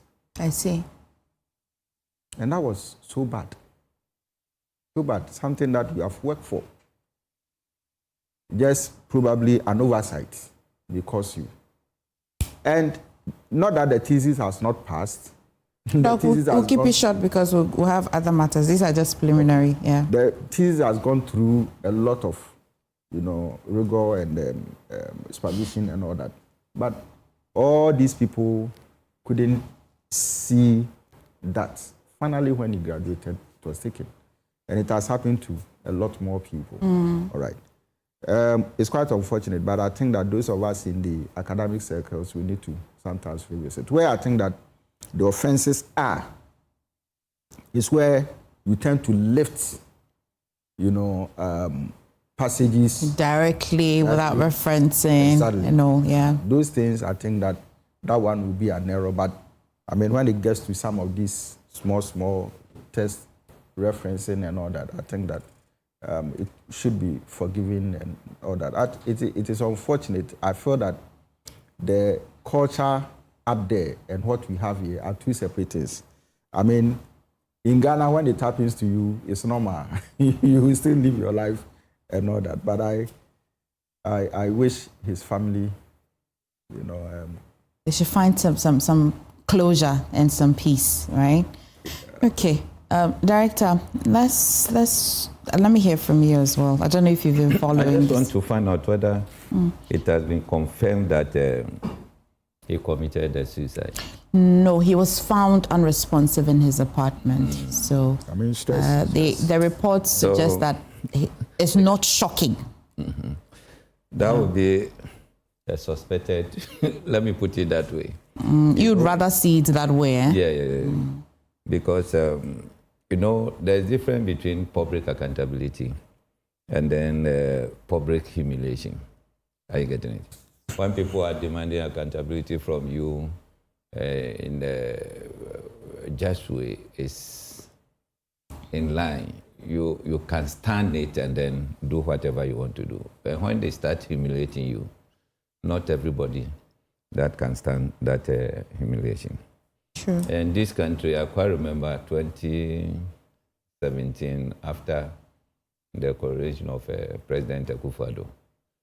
Things came up, and when you look at the way people were pushing some kind of agenda, in fact, bringing President Bush a speech paired with our president, it was tough. But if you don't have that thick skin to withstand those things, it may affect you. So all I would say is we wish the family were, they should take heart, and I think, but in all this, Doc, who should take the blame? Is it the student or the supervisor? This one was a publication. He got his professorship through publications. So mostly when you publish, it gets to a journal and then they give it to reviewers. Oh, okay. Okay, so if you have tough reviewers, they can detect some of these things and then point it out to you. Unfortunately, if you don't get any, and then it gets through, and then it is published, it becomes a document that can always be visited. Yeah. So that is what actually happened. So but I think those who review his work should also take some kind of. Unfortunately, it is not in our laws.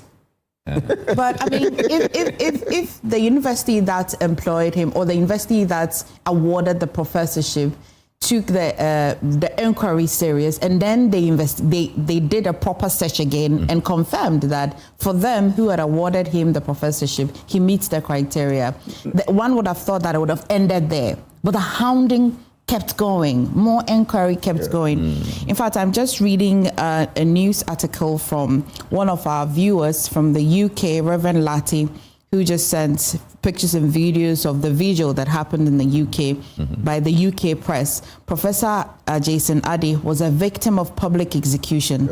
And then his friend, Professor Jason Adeti, his friend who is Lord Simon Woolley, had also was speaking yesterday, and this is what he said. It says that during his speech, Lord Woolley revealed his friend had said during a meal just days before he died, "They are hounding me to death." This is a quote, adding that he couldn't see a way out. And so over 30,000 people gathered outside of the National Gallery, and then and you see, I feel that Cambridge didn't do well. Okay.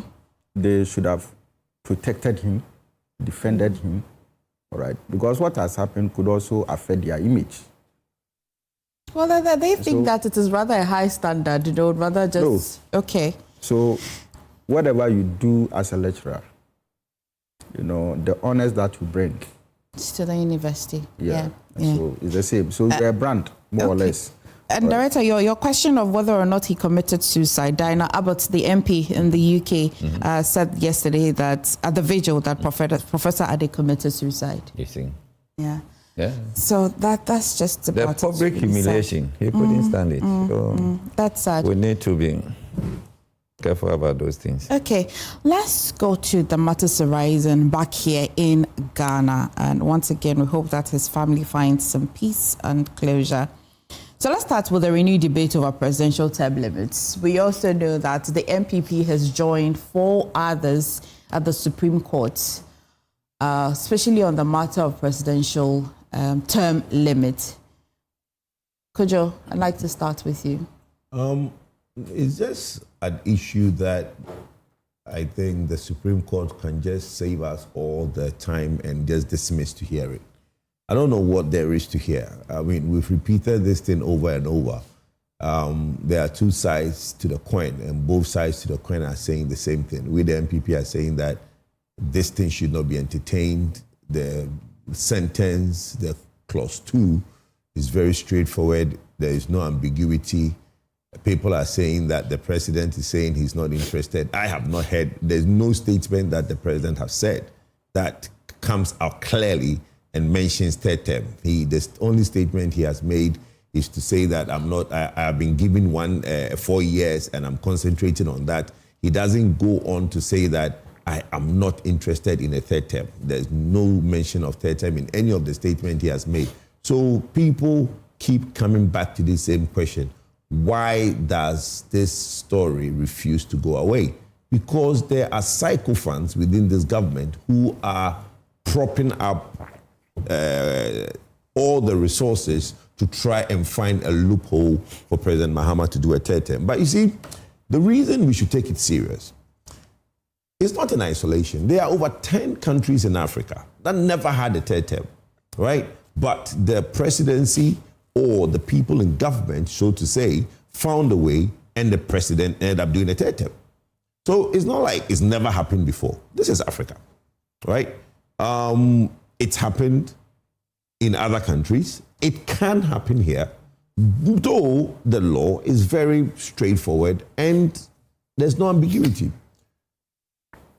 I think the Supreme Court, looking at the temperature in the country, the justices of the Supreme Court should just dismiss this outright and not even hear it. There's no point hearing it.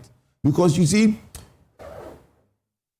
what is causing the reason for there to be even that to go to Supreme Court? Why is that going there? Is it that somebody is trying to, and I'm saying that, oh, you are trying to do it, so I won't let you do it, right? Out of nowhere, I mean, somebody puts a rate in front and said, oh, interpret. So what, Supreme Court is going to now, everybody can just get up and go and say, interpret something for me. That's not the rule of Supreme Court. Supreme Court is there when there is a real issue that has arisen. That when there's a real issue that needs to be determined. Not everybody can just get up and say, "Oh, can you determine?" Especially when that's what the Constitution says. No, that's not what the Supreme Court is there for. But the Constitution was quite clear. No, the Constitution is very clear. Exactly, the Constitution is very clear. So why are we now invoking Supreme Court? You see, that's the point. If there is ambiguity and somebody wants clarity, then even that there must be an action that necessitates it. You remember when President Mahama was trying to do a second term, and people said, "Oh, he's already done." The Atameo's Honorable His Excellency Atameo's remaining term. I think that's where this conversation started. No, that was then. But the point is that then the Supreme Court ruled that, and we all knew that it was very clear. There was no even point going there because he only did 6 months. And the law is very clear. Unless you've done half of it, you can continue again. This time round, the president has not given any intention of running. There isn't any real and present danger where an action would be thwarted or whatever, and somebody needs clarity. There hasn't been an appeal where the Supreme Court has to look at it. All the things that Supreme Courts are supposed to now call on jurisdiction has not been invoked. So somebody can just get up one morning and say, "Oh, I think I want to do English lessons in Constitution, so Supreme Court." No, we should stop that. So Supreme Court, for me, with the temperature in the country now, the justices should just dismiss the hearing of that thing and let it be there, because that 66-2 is very clear and very no ambiguity. But we don't trust, the MPP do not trust the AG to defend this. We don't trust him because the AG is the president's lawyer, right? So for he's our lawyer. He's the president's lawyer. He's our lawyer. He's the president's lawyer. Doc, the Attorney General. The Attorney General is a lawyer. He's the president's lawyer. The state lawyer for the. He's a state attorney, Kojo. Yes, but he's also the Attorney General and. The Constitution is clear on the role of the Attorney General. He represents the president. He's the president's lawyer. If you sue if you sue the state, the person that comes to court is the Attorney General. Right? So if the presidency is the state. If you sue the state. Yes, the person who comes to court is if you sue the state is the Attorney General. But if you sue the president, in fact, you can't even sue the president when he's president, by the way. No, as an individual, as a state, look, we run an executive presidency, right? The executive presidency, if you sue anything to do with the presidency, is the Attorney General that goes to court. Then not the president. No, I'm just saying that. But the president is the head of state. No, I just want clarity because the president, he is the head. You don't take the president to court. If you want, the presidency wants legal advice, it's the Attorney General that advises the presidency on legal advice. If the presidency is looking at the third tenure, we don't trust the Attorney General to advise correctly. That is why we, the MPP, are joining the suit to go to the Supreme Court and defend this matter and but I'm saying that, look, the justices, we beg you, the temperature in the country is so high, people are dejected, Galamsey is just getting worse. We want to concentrate on other matters. This morning, we shouldn't be discussing this matter. We should be discussing Galamsey. We should be discussing a lot of issues that are pertinent to this country. Dismiss this thing and refuse to hear it. It will solve a lot of problems. Refuse to hear it? So how do I reconcile, Doug, before I come to you, could I stay with you for a minute?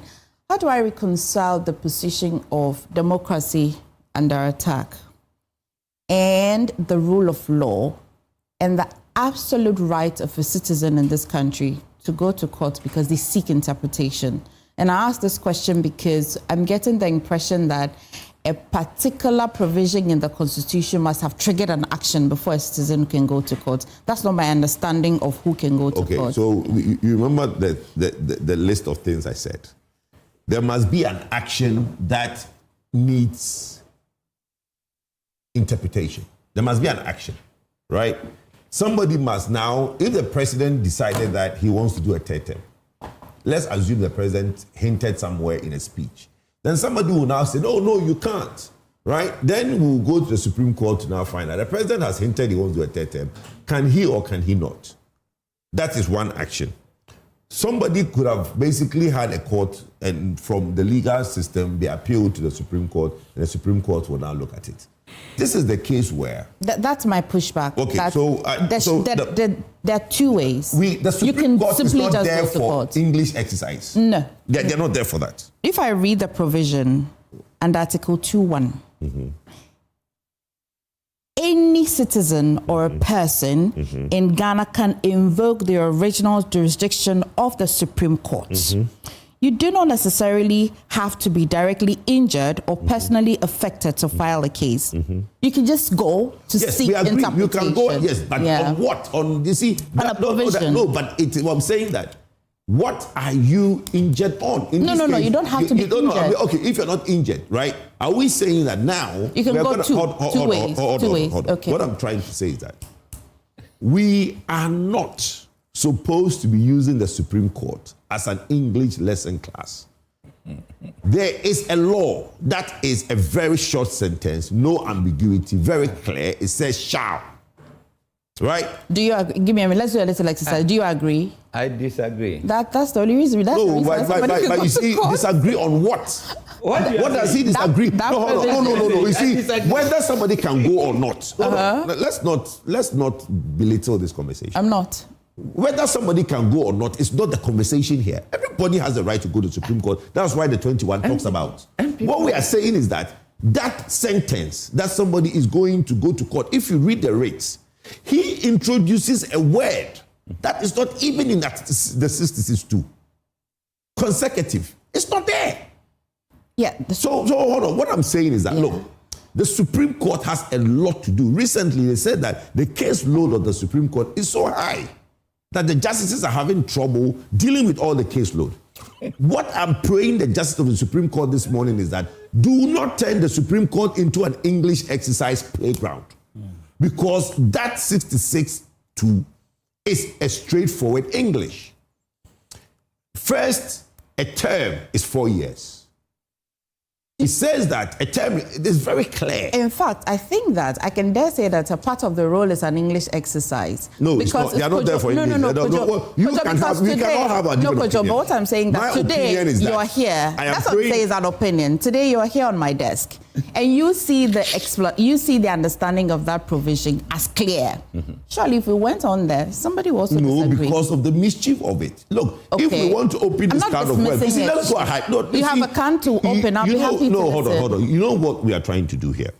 This whole exercise, when somebody writes a writ and introduce an alien word, which is not even in the Constitution on 66 days, consecutive is not in 66(2).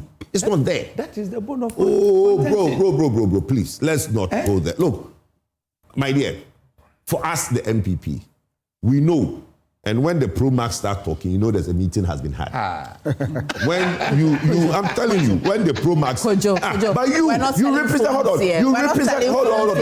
represent, you represent an opposition party who wants to come into power, but you are supporting the KTM. How is that? Who told you that? How does that? But you are telling me you disagree with me. You are telling me you disagree with me. You know my position. So why do you disagree? We've finally been joined by Honorable Mohammed Issa Bakhtaria. You are telling me that... You see, you know what I'm saying. Welcome, Honorable. Yes, we will start. You land. What are you saying? No, Kojo, you can make the point without saying no, Max. We are all trying to go to the Article 66. The Article 66. We settle the matter. Everybody. How many times have we read 66? Yeah. No, but I want. How many times have we read 66? For the sake of the conversation. How many conversations on this? We all know. We want to see the key word. We all know. It's every Ghanaian. I am just praying for the justices. Yes. This, let me allow me to also speak. No, you can speak. You can have all the time. What Ghanaians will see when you speak. For clarity. No, we have clarity. That's it. Said not more than 2 times. We have read. Not more than 2 times. We have read. All the Ghanaians. I do not want you using words that will be inflammatory. We're not selling phones here. There's no Pro Max here. Jaisa. So should I say the NDC? You know, he has a title. He has a name. I didn't introduce. No, but the point I'm trying. The Ghanaians are worried. You know why Ghanaians are worried? Because you see, let me tell you why Ghanaians are worried. Do you know why Ghanaians are worried? You know why Ghanaians are worried? Yes. What I'm trying to explain to you is that there is a government in place. There are opposition parties.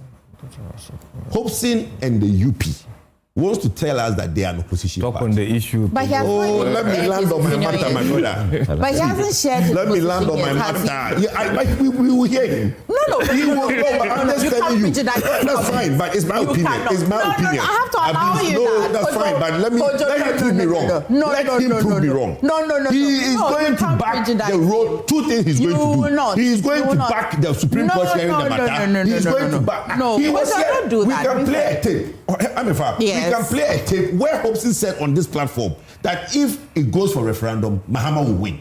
He said it on this platform. What particular? Is it the extension of the term? Yes, third referendum. He says if it goes to third referendum, Mahama will win. Anyway. He said it on this platform. Okay. So how are you an opposition party?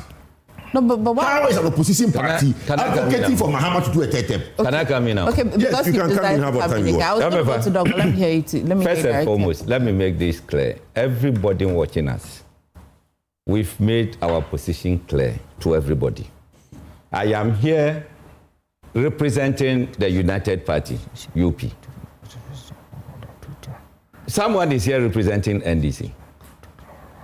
And you are here representing MPP. Now, between 2017 to 2024, the NDC was in opposition. Kofi-Addo was opposition member. PNC, CPP, and the rest. I don't call all of them. When Kofi-Addo, some of the CPP people and others were supporting MPP in the media against the opposition NDC, that one, you were comfortable. But today, if an opposition member should go against you, you have a headache. That is your own cup of tea. Number one, I am saying that I disagree with him saying Supreme Court should not even hear the case. They should dismiss it. How can you speak like that? Why? What is the purpose of Supreme Court? They are there to interpret the laws to us. When we have problems, they are to, interpret it. Someone is asking just a simple question. That when we say 2 terms, should it be the one that J.J. Rawlings had, 1993 to 2001 January? Straightforward. J. Akufo had straightforward. Mahama did not have the straightforward one. Akufo-Addo has straightforward. So does it mean that when you have the straightforward, you cannot come back again? And then when you go and then, you spend just 1 term, and then you come again, can you do the 2 terms? This is just a simple question. Supreme Court is going to sit and then look at it and say, look, the Constitution is clear. It says 2 terms. Like we were saying, a person shall not be elected to hold office as president of Ghana for more than 2 terms. This is the Constitution. But someone is saying that, hey, I came, went back, I come again. Does it mean that it's amount to the 2 terms, or he can do straightforward 2 terms? Why is it difficult for us to allow Supreme Court to say, look, what is in the Constitution is clear. So once you sit in that office on 2 different occasions or straight 2, you are done. This one too, why should it be a problem? Kojo has a genuine concern. He says that over the years, we've been practicing, whether Mahama went and came back a little later, all of that. We have pressing issues in this country. And I'm not saying this disrespecting the right of a citizen who has an ambiguity and an understanding of a provision in the Constitution decides to go to the Supreme Court. He says that there are a lot of things happening in the Supreme Court. What has warranted a 3rd-term conversation? We're not even over the 4 to 5 years, because that's a conversation that is already. The Constitution review suggested that it looks like gathering views, looks like 4 years is not really enough for a president, so we're suggesting 5. If that goes under an entrenched provision, then we're looking at a referendum. In fact, the president has even suggested that we're considering a referendum. So that there seemed to be a consensus. There seemed to be something that has triggered it, right?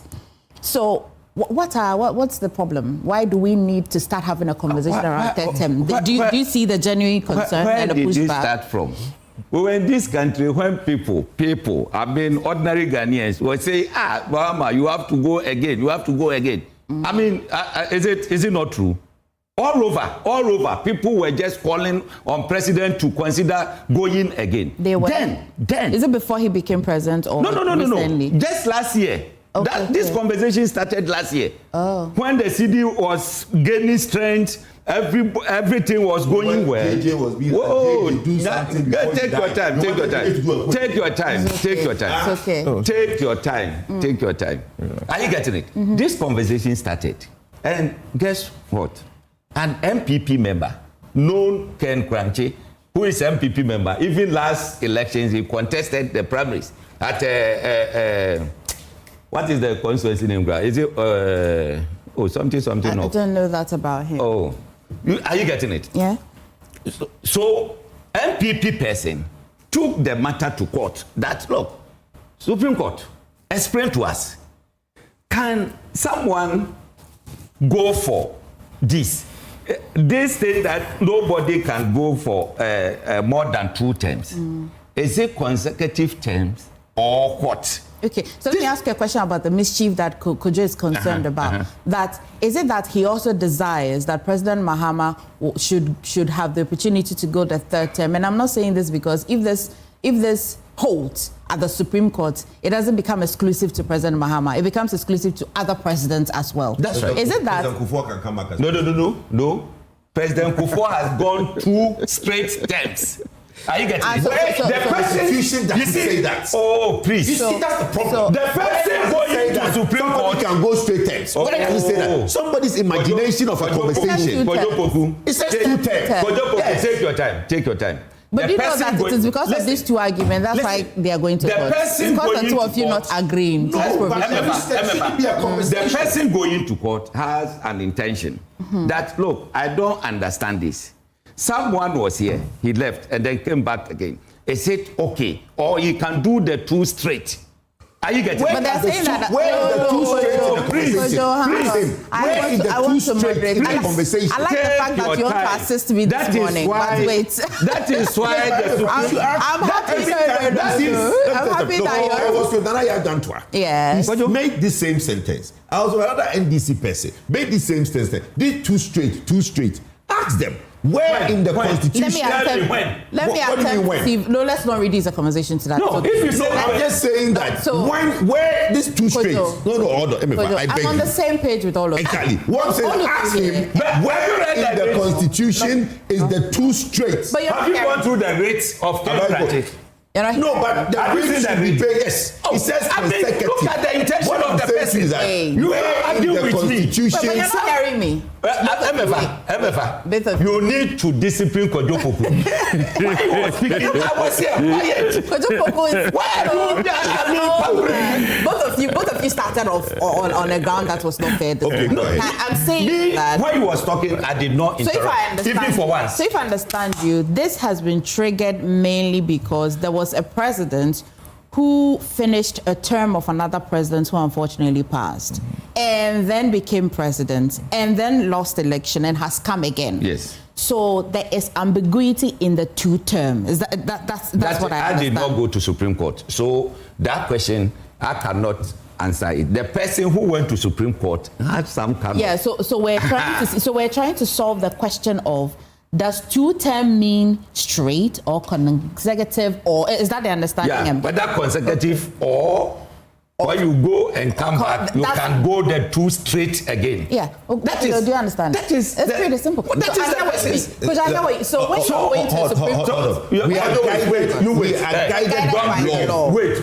We're guided by the law. When you're going to Supreme Court to seek an interpretation, you lift the provision as it is, and take it to court and say, what does this mean? Yes. So when you lift 66, it says that 2 terms. A term is 4 years. A term is 4 years. And nobody should do more than 2 terms. Yes. There is no mention of consecutive. That's what I'm saying. My point is that somebody introducing an alien word, hold on, it's law. You can't go to court. That is where the interpretation becomes important. Yes. Does the 2 term mean... The interpretation is going to take away any fear, that people may be harboring. Yeah. And that is it. And that is what I see. Yeah. You see, the 2 terms means 2 terms in total. Are you getting it? Now, the ambiguity here is whether it's straight like other president had. Are you getting it?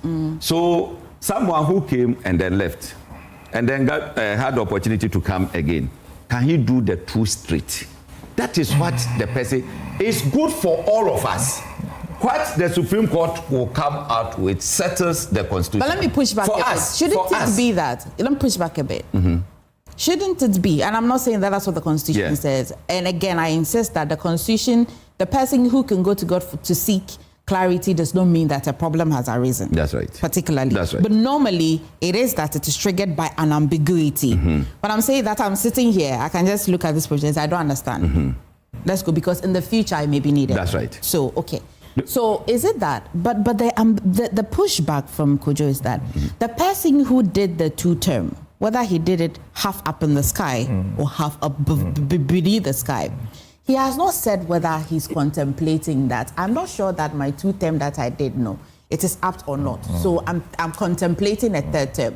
For a citizen to say that, no, this decision by President Mahama saying to be called Supreme Court. I don't know if you understand. It's a genuine concern, I get it. And I'm telling you that the originator of this controversy is MPP member.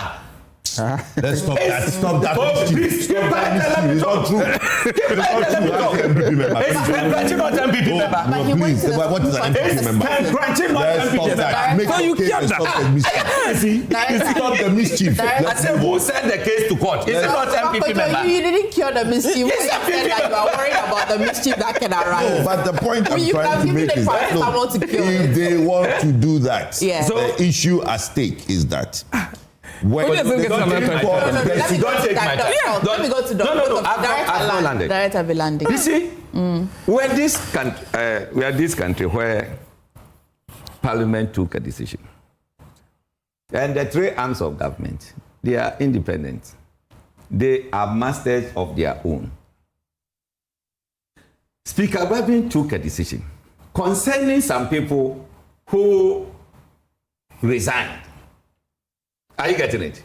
Now, the party said, you people, because of this and that, your rules say if you contest as independent against the party, you have forfeit your membership. And we had 3 people doing that. Then Speaker Babin made an announcement that there are some people here who has left their party. So their seats are going to be declared vacant. What happened? The Constitution is clear. But Appeal Markins went to Supreme Court.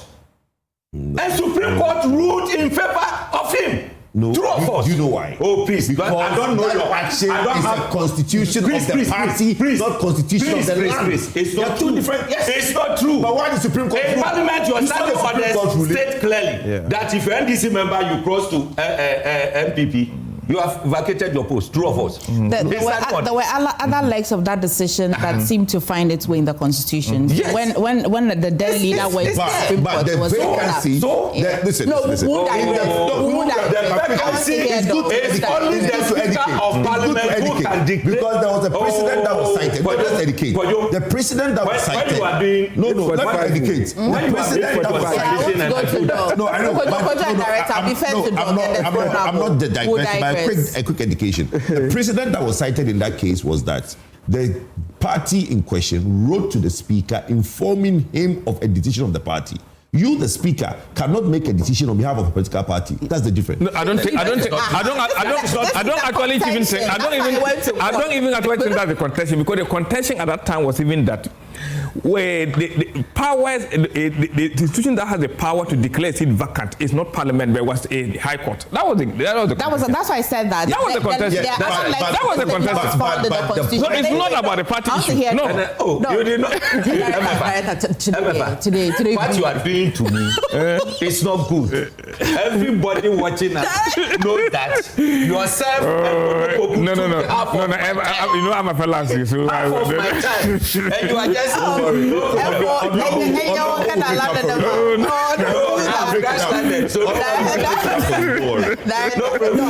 I been unfair? If Doc says it, I'll go back to who I've. You know, Doc will not say yes. I'm even surprised.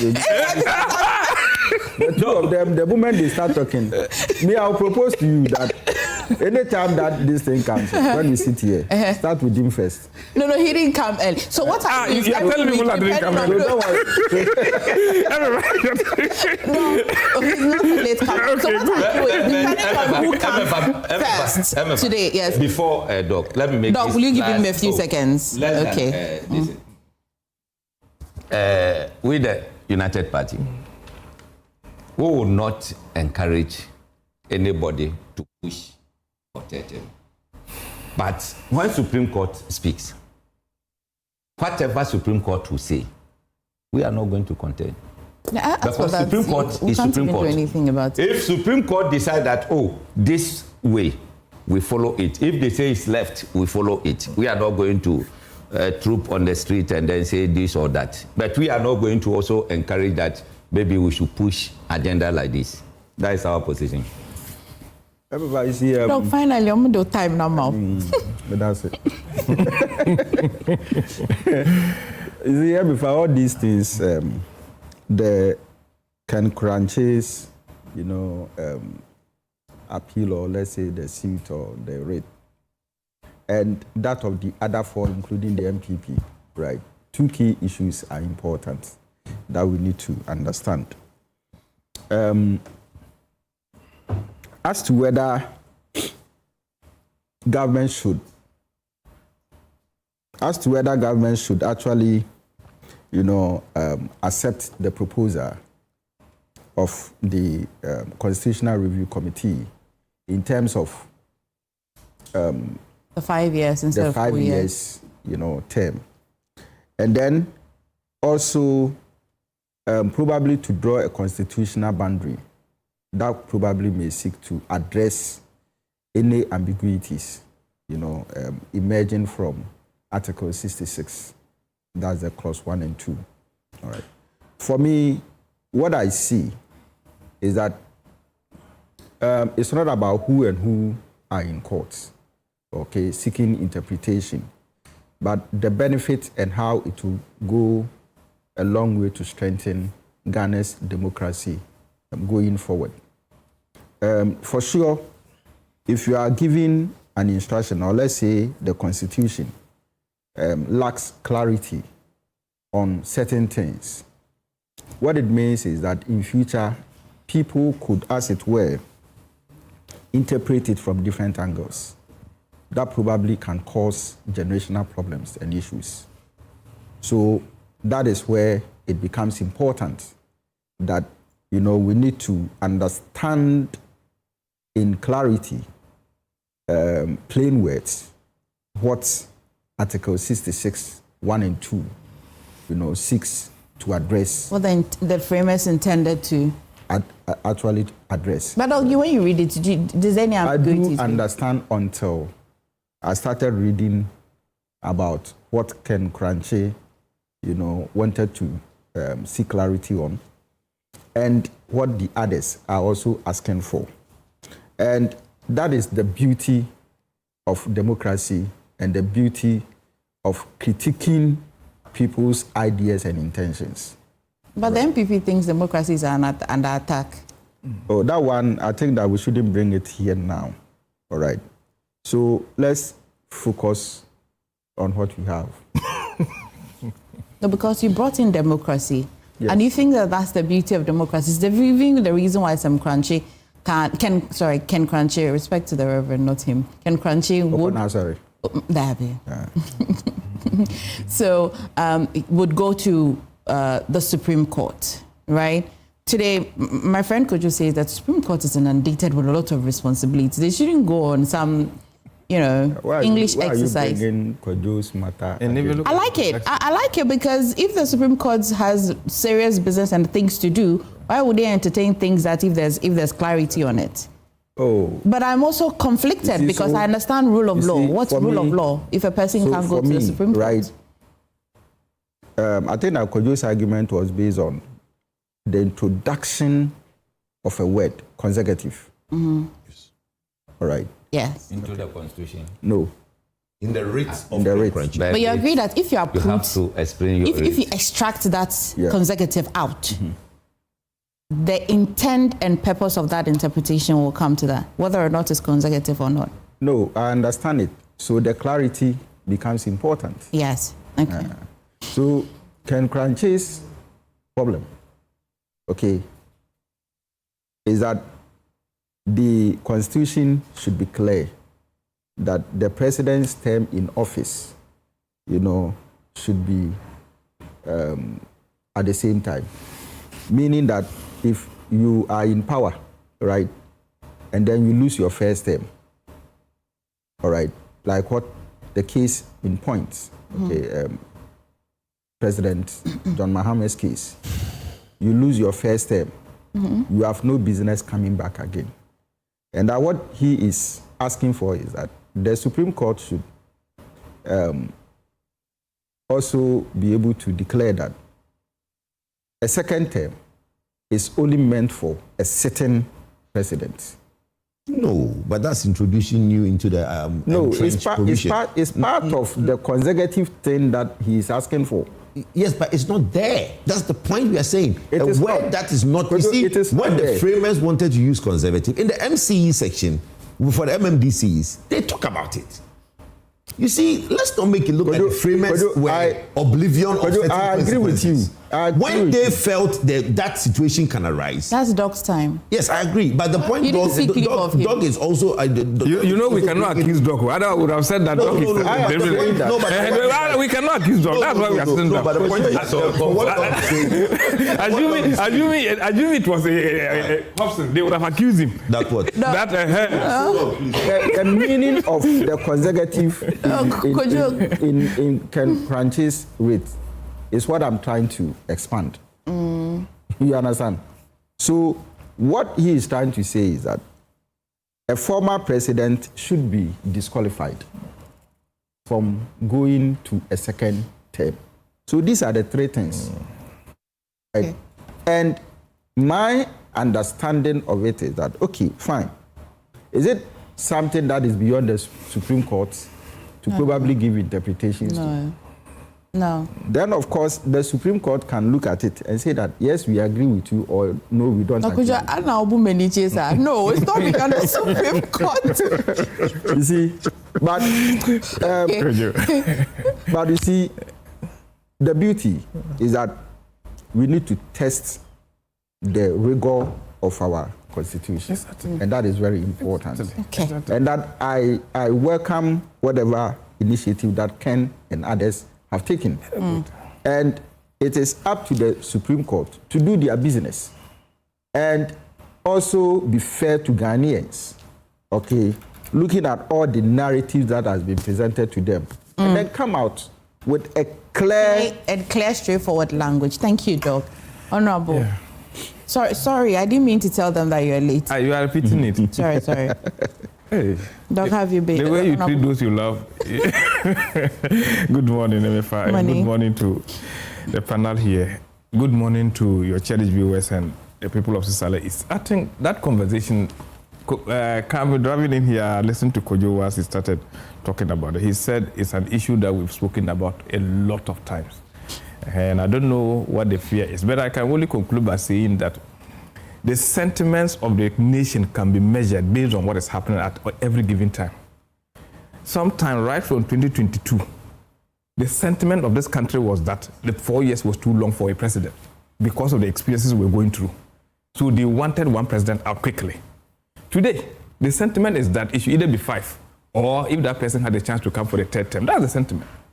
That's it. It is worse against what good. And when it's where people complain, they want you out. To the extent that the man himself said that for me, where I've gotten to, I cannot even complete the issues. I want to move and somebody will come and take. Those conversations were made in this country. Yeah, are you saying this because of the Constitution review for the 5-year term? Because of course that exactly. No, I am even the sentiment of Ghanaian, because I've heard Ghanaian. The sentiment of Ghanaian, this conversation, even the president himself said that no, for him, Ghanaians have given 4 years. That's what he wants to do. Even to the extent that staunch members of our party made statements on this. The man says no, but Ghanaians said that no. We never knew that governance can be this good. And if indeed people can be this transformative, effective, and efficient in making sure that we all as a people benefit from leadership, then we think that it should continue. That's the conversation. And somebody somewhere, and I'm happy that you brought it. You brought the issues up. Somebody somewhere felt that no, let's test the law. And in testing the law, we have gotten a structure in our judiciary where every court that we have laid, right from the apex to the lowest court, have their own jurisdictions. If it's about human rights issue, you go to the High Court. If you think that judgment was given at the High Court and it's about appellate issues, you go to the appellate court. If it's about interpretation of the law, you quote it. Even if you go further, Article 130 indicated clearly. You go to what? The Supreme Court. And I am surprised that today this conversation, people are... Let me tell you, currently the ongoing conversation here is about what? The legal vacation, is that not it? Mm-hmm. Yeah. The legal vacation issue here, as per CS 47, clearly mandated as per order in 1979, Rule 1 to 4, mandated what is the Chief Justice to appoint judges to sit on any day, even including legal vacations. But the convention has been that mostly they deal with emotions and what? Some kind of urgent issues. Today, some judges felt that no, I want to use this time to do some trials. You put said the convention has not been this. People are going to Supreme Court and we think that's normal. You see what it is.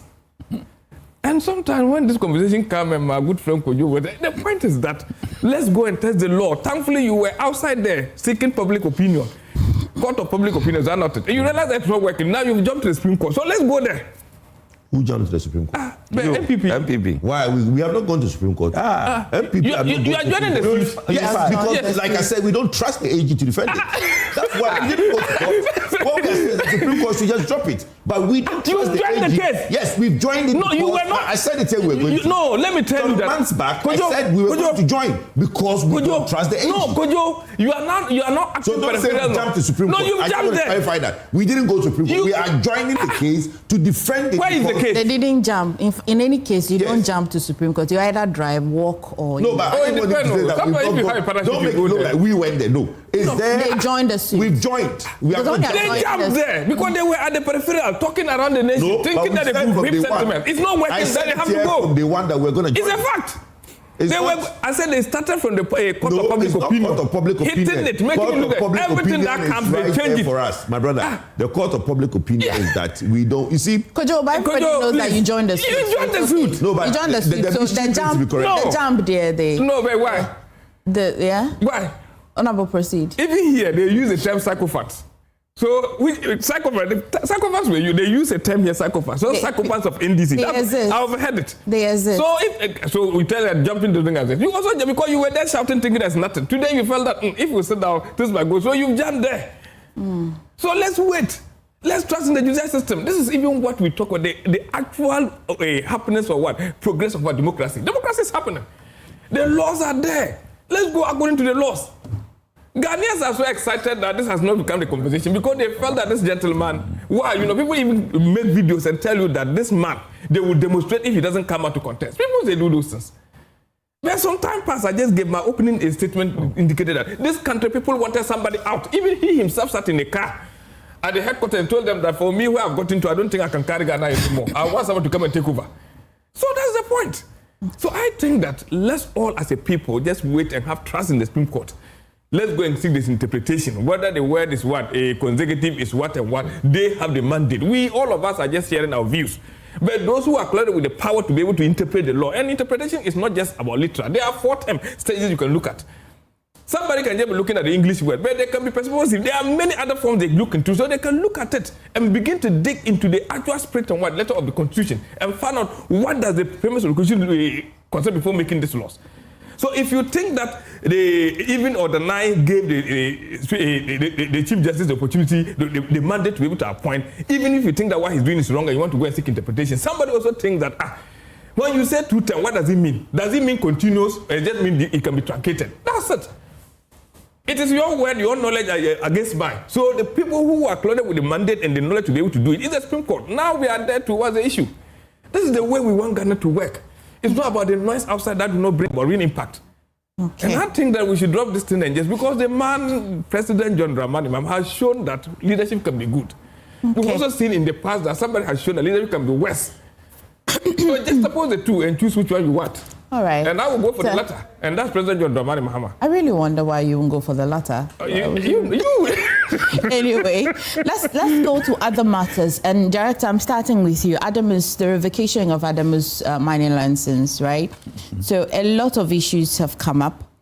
Yesterday, we again discussed this, but again, for the Tuesday panel, we thought to go into it further again. Adamus has stated clearly that they also headed to court. They think that they reject the findings categorically. They also deny the allegations that the Minerals Commission as well has said they had done, accusations of abuse of power, and then they intend to challenge. Where do you stand on this particular matter? Well, I will not take a stand that whether I back government or Adam. Surprising. Kojo, we can merely say that there's this insatiable desire to always comment something that the director says. You will not take a stand. No, but it's him. Why don't you leave him to make That's the point? That's what I'm saying, surprising. Let him continue. Okay, now take a stand. While Kojo's eye is blinking, first one is very open. Okay. Then, if he doesn't like that one, then I'm going to back government. Who doesn't like that? Kojo. I'll back government. Oh, no, don't mind. You're talking about what UP will do, so don't mind, Kojo. That was a prophecy made. I say, I will be an earlier prophecy. In this, I say, does he understand?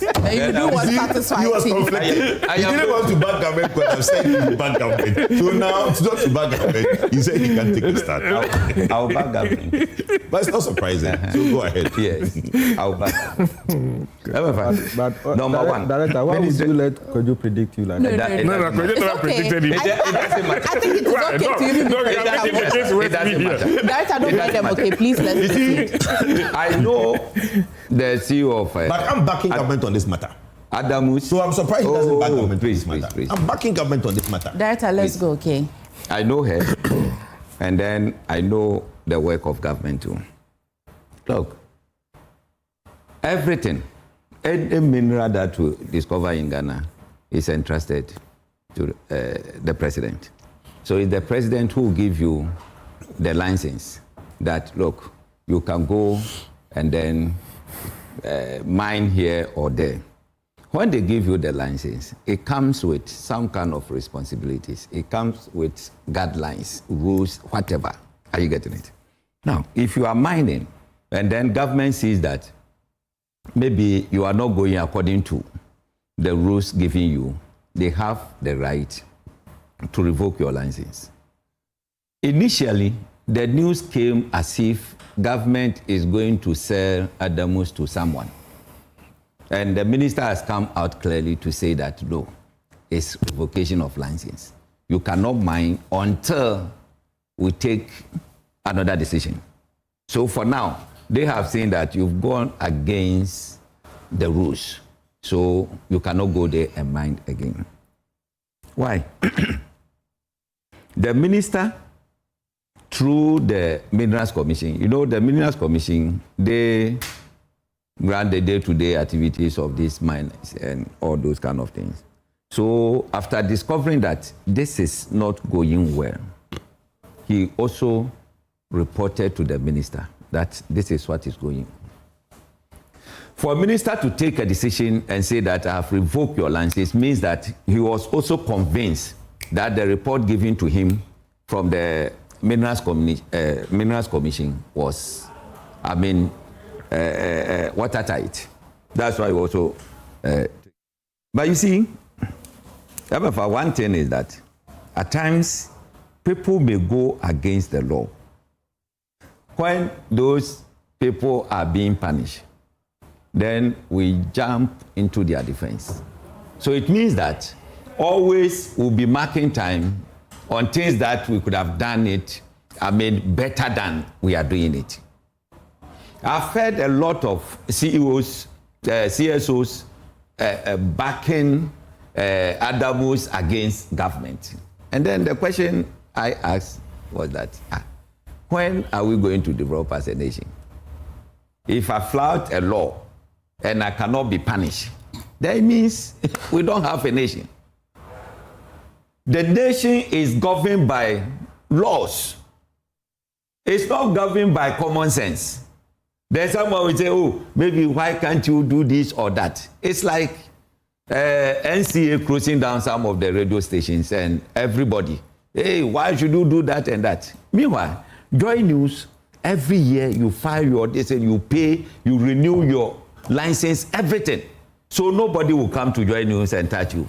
Someone sitting somewhere decided not to even do anything at all. 2 years, 3 years, no renewal, he's not paying taxes. When it's closed down, Joy News will use his platform to say, why are you closing this thing down? Why didn't you stop paying your taxes and renew your license so that they close you too? Are you getting it? So we need to do the right thing when we are expected to do.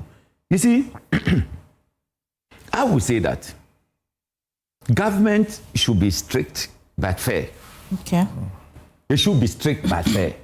Maybe I have 1 week to do something, and then I couldn't do it within a week. Should I come to you and say, oh, I was supposed to do this because of this, that, can you give me additional 1 week? If government managed to do that, it means that government has been fair. Are you getting it? Maybe the reason why the person couldn't do it was beyond the person's control. So if you decide not to even extend it, then we can, at times, not that you are not being unfair, but I mean, how should I put it? You are not being unfair, but you also didn't take into consideration the person's predicament. Okay. Are you getting it? So in this one, I am of the view that Adamus should do the right thing. Going to court and all those things, yes, it's your right to go to court. But when you go to court, you are to prove that, yes, this law, They're certain they will do that. That's why they say they'll go to court. Is it? If they feel fairly untreated. And you think the ministry will just write without going through some of these things, without any evidence? We can't assume that the ministry couldn't have also missed it. So once they're going to court, yes, it brings Minerals Commission going through all these things. Not that straight away they gave you the letter. They had engagement. From the sources, the little this that I got, they had engagement with Adamus severally before this decision was arrived. So it's better, at times people rush to the media to paint the story to be good. But at the end of it, you see them, begging. Like you see people being invited to Yoko, they will come and sit, and they say, "Oh, nothing of that sort." Then they later on, let me go to Honorable on this matter. So we have a difficult task to finish at 8:45. With Adamus issue, I will encourage the minister to make sure that we do the right thing. Once the right thing is done, we are good to go. Okay. Well, I think that we all spoke about it. Every mineral-rich country, the focus of our laws is to make sure that the citizens get the maximum benefits. And that is why if you go into our constitution, Article 257 Clause 6, it is stated clearly that the president is just a custodian of what we have entrusted in him. Is that not it? Take care of it for Ghanaians. So whatever that will go against Ghanaians, fight against it. And if also you go, because of that, we've also made sure that mining has become the most regulated area. We've enacted laws. We have the Act, like Act 703, where we even talk about Section 14. Is that not it? Where you want to do anything, even if you want to pass, you have to seek approval from the minister. To the extent that we want, even if you want to extend beyond the given area, we set up regulations. And under that regulation 201B, you have to seek permission from the inspector, chief inspector. All those things. Beyond that, you have tax obligations, you have royalties. So clearly what they have come out through the interim committee came out with the fact that you, beyond even just what you have done, going beyond the areas being demarcated, you giving your people the permission to go and do a foreigner to come and do a money which is against the laws that were. Beyond that, you've also gone against payment of the statutory obligations. They've indicated at various stages, even if it's about the taxes, how you've defaulted in it. If they're talking about fees, how you've defaulted, depending on even some of them 2 point something million, others are about 200 something million, or a whole lot of things. So they said that based on A, B, C, D, even to the extent that they went to even that there's issues about thing capitalization where they even think that some monies have been treated to make sure that you evade issues about tax and all that. Then you came and said that no. From your side, I was trying to see that they will come concrete, but they said that it is what? More like abuse of power? Abuse of power, that was an omnibus statement they made. But they also said that it is a procedural irregularities. The way the procedure they use in making sure that the thing was revoked has not been proper, so they will fight it at the appropriate time. Is that not it? So I think that, yes, the important thing is that we want to make sure that companies work. It doesn't matter whether you are a foreigner or you are a national. But even I think that even if you are a national of this country, there's much more responsibility on you because that is where you come from. Whatever you do should inure to the total benefit of your people. And I think that people shouldn't personalize this. Let's look at it and act according to the law. Like somebody yesterday, up to today, I'm talking about is a languishing in jail. Is that not because we think that he went against the laws of this country regarding mining, to the extent that they even think that even though it's a company, they have his actions indicated that he was the one taking direction, so they have to leave the corporate veil. But in this instances, this is the company they are dealing with. The company is like they say a legal being, is that not it? Can be sued and also can sue. Clearly, they tell us that your activities as per the laws establish you and what you're asked to do, you are going against it. So we think that we are revoking your license for now. And that's it. So they should go through the process and find out. But I'm also happy because the minister came out through a press release to indicate that no, they have no any intentions to sell the properties or to transfer the interest of this particular Adamus Resources Limited to any other person. What they are doing is liberatory to make sure that the focus is that let's make sure that even already we are having a challenge with what our Galamsey issues. We are having a challenge about the degradation in our environment. So whatever we want to do, let's let the laws be stringent. It doesn't matter whose ass is God. You can be a Ghanaian, you can be a foreigner. When you are going against the law must take its course. Okay. And I don't want personal sentiments in this. I think that we should do the right things to save our country. Okay. That's my point. I believe that the minister per se, that Akufo-Addo will not deliberately be doing things to bring down Ghanaians from their businesses. But when you go against the law as a Ghanaian, the law must take its course. And I think that they've stated all the laws. I've heard people trying to make it that the condition that their license was revoked was omnibus. But they stated every issue that was in it. They indicated it. It wasn't omnibus. And it's about 3-stage issues to the extent that there was even a review before even finding. I don't know, they have the right. They should find out. They should look. Let me go too. I want to go to Doc. Good. Honorable, okay. Dr. Dramani Fowl. You beat. Okay. Very. You see how you can help. It's good that trying to the readings. I don't see why Adamus, if what I am reading is true. I mean, you evade tax and I mean, these are or against the country. I think that it is good that what is happening is happening. But my take on it is that if the takeover is going to be effected, I believe that, we should give it to a responsible company that would operate for the benefit of the country. I think not long ago, we were talking about Ghanaians taking over the mining industry. And I understand that this company belongs to a Ghanaian. And if it belongs to a Ghanaian, why would a Ghanaian do this thing to Ghana? Like if Adamus decides that everything that the Minerals Commission found during their investigation, they decide, I'm not saying that they agree that they did anything wrong, but if they decide to go to the negotiation table, have a conversation, and if they're going to give it to another company, if that need arises, should Adamus still be reconsidered? Should they have the first right of entry?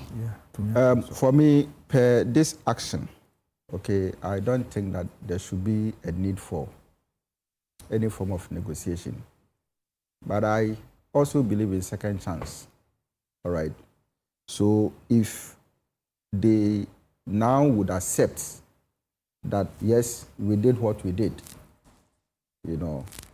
and decide that we are going to pay whatever amount we are owed to the communities and to the states, and even to the Minerals Commission, that should be fine. And probably stricter conditions could be laid, for if they are going to be, that is, if they are going to be considered.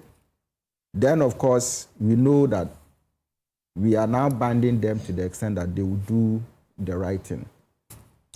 But if I don't want to see a situation where maybe they will be taken off, a new company comes, and then they may do worse things than what Adamus, has done. Is the angel you know no better than the angel you don't know? So your first question addresses that. Okay. All right. So for me, you may be right if government or the Minerals Commission decides that they will give them the second chance for at least to do the right thing. What has happened probably would be some kind of a lesson to them. All right. So there may be a change.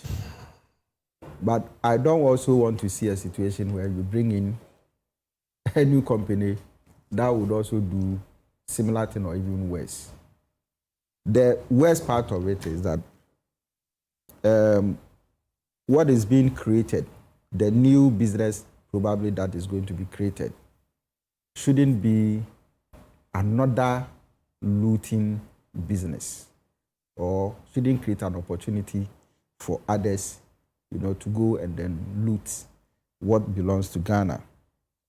I have seen a document that talks about what government is going to do to protect the interests of the community, ensure that jobs are not lost, and that the company will still be in operation. That is fine. Because you see, local economies are very important. And if you are not in the position to protect it, and you would bring a business to a halt for the local economy and the local people to also suffer, then that will also be some kind of punishment to them. Yeah. So for me, yes, it is important that Adamus may be considered.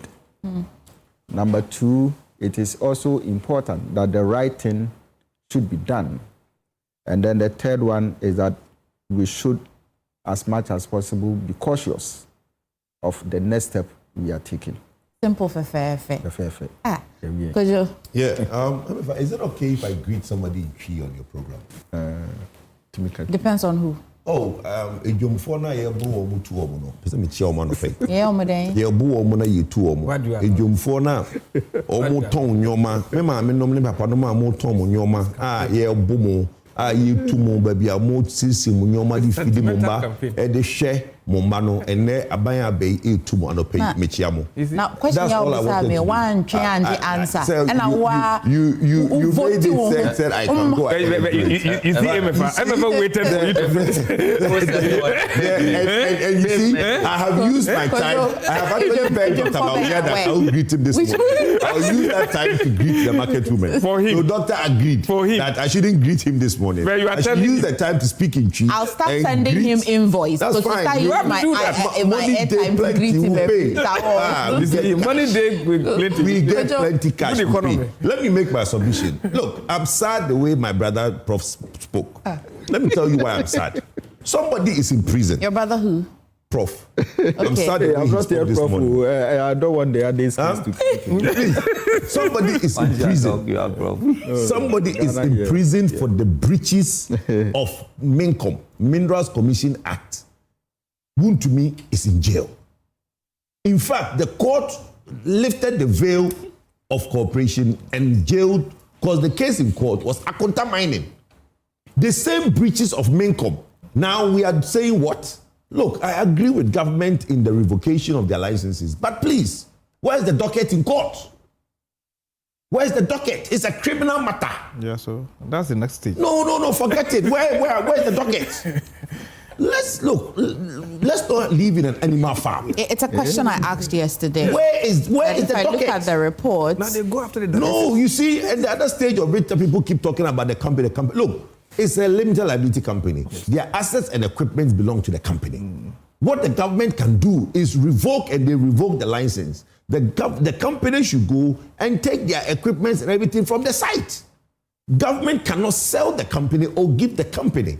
Government can give the lease to a different person, and that person can negotiate with Adamus if Adamus doesn't want to take the equipment away and sell those equipment somewhere. But we would insist on seeing a docket in court for criminal charges against Adamus, because Akonta mining, we can't live in a country where my brother Akonta mining is doing 20 years for similar offenses, breach of MINCOM, Ministry of Minerals Commissions Act.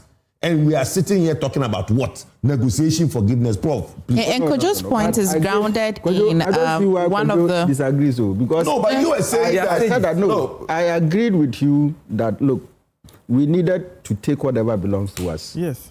Yes, I agree, but I'm saying that you are saying there should be negotiation. No, nothing of that sort. I'm saying that...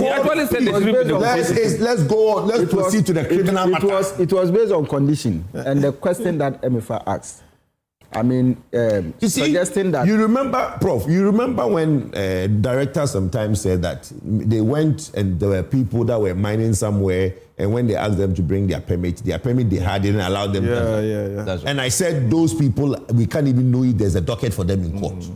You see, I listened to the president yesterday. Was that, you see, so which part of to be fair, which part of Dr. Vision do you disagree Doc on? was making it then sound the renegotiations the Doc was making it look like they can pay something or negotiate. So I was saying that whatever they owe Ghana will be taken. Well, when they go to court, they can pay all that. And to be fair to Kojo's point is grounded in, I think, point 2 of their findings on violation of Section 14.1, a very familiar provision. We made that point. But also, finding investigations established that Adamus unlawfully subleased. Doc said that he doesn't even agree with the negotiation. We're finished with that. We're finished with that. I take that back. Doc is my friend. I agree with him. The most important thing is that there should be a criminal docket. Exactly. So I think that Attorney General should be interested in this. What do you expect? Hold on. No, my job is to ask you questions. There is no ifs and buts on this matter. They allowed you. Attorney General, I'll be surprised. Anyway, still talking about Kojo Poku will lead a one-man march across this country if those Adamu people are not sent to court for criminal charges. Let me tell you why. Look, the president, I listened to a clip yesterday, has given up on, he's frustrated. You can see that he said something that I felt sorry for the man. You know what he said? He said, when we cleared them, listen to this, he said, when we clear them from the forest reserves, we hand it over to the Forestry Commission, and the people go back. They go back. Who are the they? Illegal miners. Mr. President, who are the they? Illegal miners. We were told in the past that they were MPP apparatchiks. Today, President Mahama is saying that when we clear them, they go back. So now we have to put military, and we are not having to incur cost. Meanwhile, hold on. Yeah, you're making your point on that last point, and I'm sharing. Meanwhile, the president, 1 minute, 3 seconds. 1 minute, 3 seconds. The president said that they were going to have military zones. It's part of their agenda to fight Galamsey. Militarized zones, right? Yes. Why have we not militarized these forestry commissions, forestry reserves? Why are we giving it back to the forest reserve people and they go back? Who are the they, Mr. President?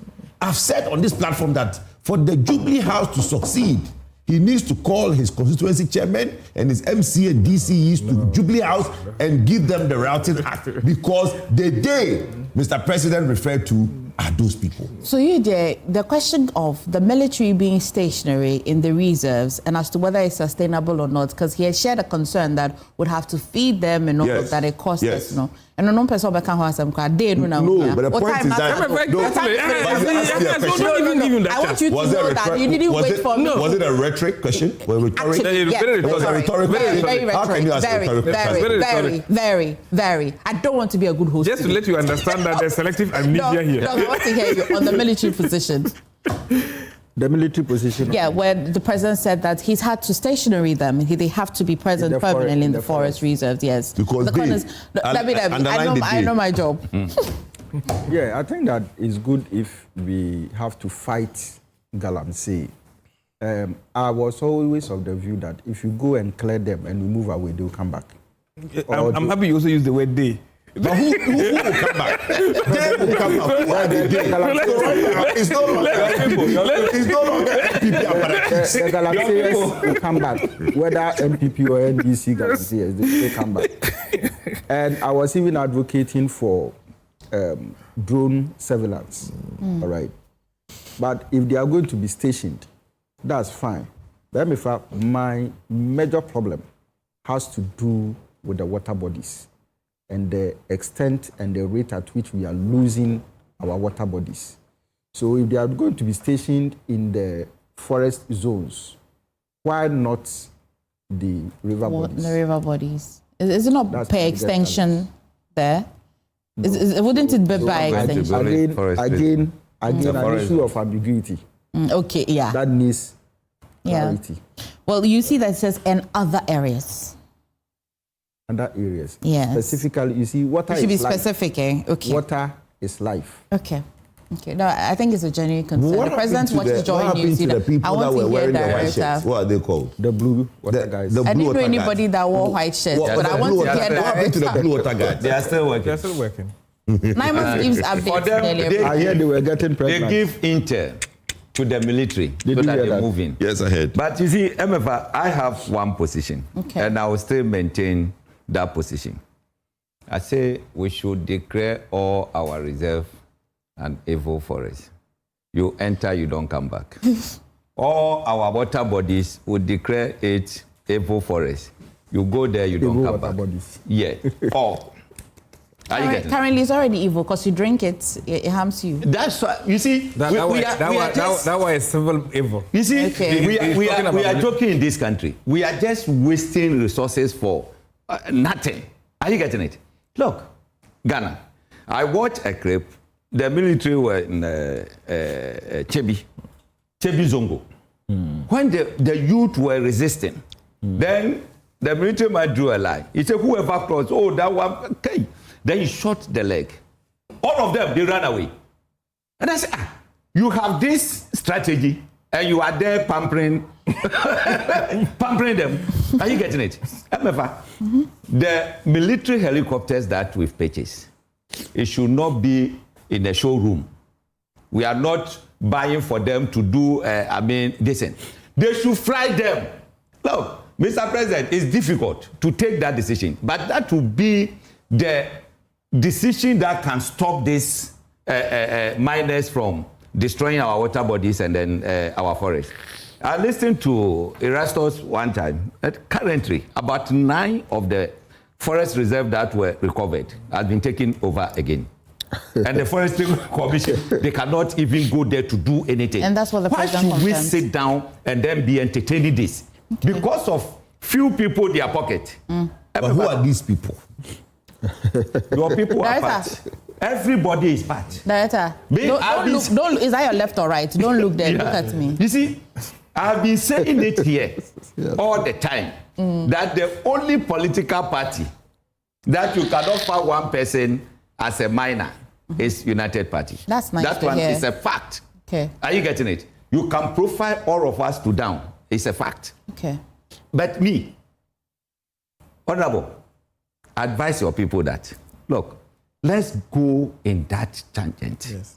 Could you hear this? Look, at the point, I'm saying about people, not our people. disturbing us. And then the police decided to do shoot to kill. Yeah. And then it minimized it. Are you getting it? Okay. If we go on that tangent, I can assure you that, look, our water bodies will be here. Let us start doing that. Okay. The few people destroying our river bodies, which will affect all of us, let's kill them, let's eliminate them.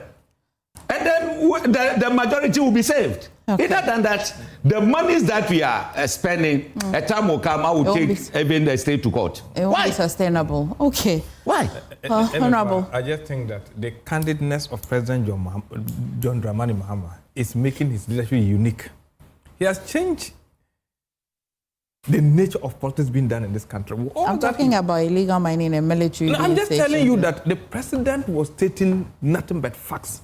Okay. As per what pertains. We don't need facts for him. We need results. No, that's the result. He's telling you that no, let me tell you. No, the result. No, he's telling you that work has been done. And otherwise, people couldn't have gone into some forest areas. Even it started from 4 to 9, came to 9. Are you getting it? We've been able to take all of them out. If we leave that place, and the people went they will come back. Because those who left there were not trees, they are human beings. Very good. So that's why he's saying that even though it's expensive to keep military there, he just thinks that let's keep the military there while training the forestry commission. Is that not it? To be up to date in fighting that. And you know that clearly. So I think that we all have to just support and commend the president. Right now is a difficult task. No, it has always been a difficult task. It's difficult. It has always been. Your point and no, the point has been made. Microphone. It has been made because let me tell you, that has always been a difficult to the extent that, like what the director is saying. So it wasn't MPP was not sleep on the job. No, you slept so much. You slept so much. Do you know why? No, you want. And I'll shake your hand. No, I will shake you. Let me tell you. Let me tell you. To the extent that in 2022 November you brought out that airline. No, I'm just telling you what you have done. Difficult. Just say it. You see, it's fighting that I'm saying. Okay. Difficult. No, let me make this point. You decided not to answer my question. You want to the question. I'm just telling Kojo we'll create a small office for you and Kojo after the show. Then you continue. Opposition offices. Right? Okay. Yes. I am just telling Kojo that if you carry for your wood with termites to your house, don't blame when the lizard blame you. You in 2022 brought in a law and ally to allow people to mine in those forest reserves. We came, we worked on it. We've been able to take off those people from the forest. And the fighting that I'm saying difficult. Yes or no? You are telling you shame the devil. Okay. It's fighting that I'm saying difficult. You made it so difficult for us to come and fight. It is only that the president is so strong. That's why we've gotten this far. Are you getting it? I've answered that question in a much more profound manner. I've answered that question in a much more profound manner. I'm telling you. You don't his lecturer, political marketing, University of Education, Winneba. Every day I'm going to give the best behaved. And I think today's best behaved is Dr. Tutu. Oh, I know that every day you win it. And I know every day you win it. Just pay in advance. Kojo Poku is Executive Director of ESTEP and member of NPP Communications Team. No, I don't give words. Hobson Adoya is Director, Field Operations United Party, and Mohammed Baktaglia is MP Sisala East and board member for TOR. So, Emefa, the Galamsey menace has assumed far worse proportions than before. Ghana Water continues to close down its processing plants because our water bodies have become excessively turbid. Worse still, the Blue Water Guards, the military and police have all become compromised. We for the generation to come. Mancha Bruce, number 2. Mancha Bruce, the second from Takrady. I think you can help the police or whoever you think by reporting those who have been compromised. You can't make the allegations and just go like that. However, it's the birthday of a wonderful wife and friend, Elom. May the rest of your days be filled with unspeakable joy and love from Eduoji, Amenu Veve, and of course your husband, Mauli. Happy birthday to you. We love you so much, my sister-in-law, Elom, from my brother here at Multimedia. But that's it, please.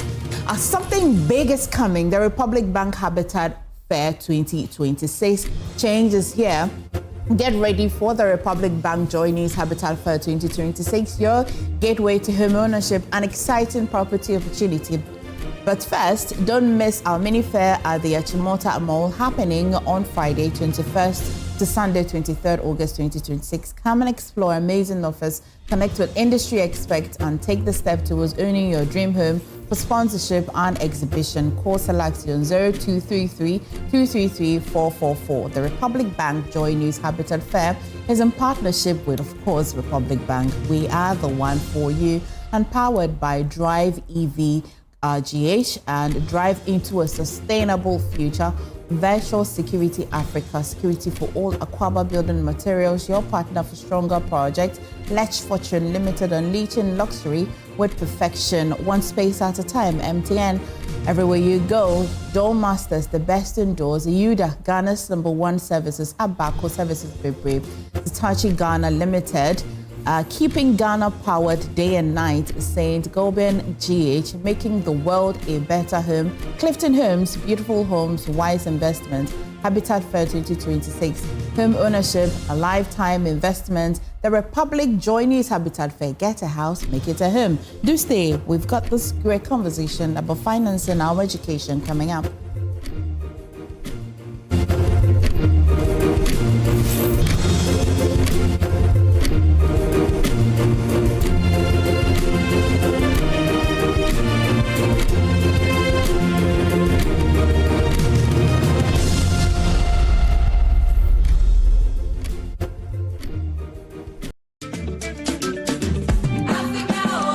Something big is coming. The Republic Bank Joy News Habitat Fair 2026. Change is here. Get ready for the Republic Bank Joy News Habitat Fair 2026. Your gateway to home ownership and exciting property opportunity. But first, don't miss our mini fair at the Achimota Mall, happening on Friday 21st to Sunday 23rd August 2026. Come and explore amazing offers, connect with industry experts, and take the step towards owning your dream home. For sponsorship and exhibition, call Selassie on 0233-233-444. The Republic Bank Joy News Habitat Fair is in partnership with Republic Bank. We are the one for you. And powered by Drive EVGH. Drive into a sustainable future.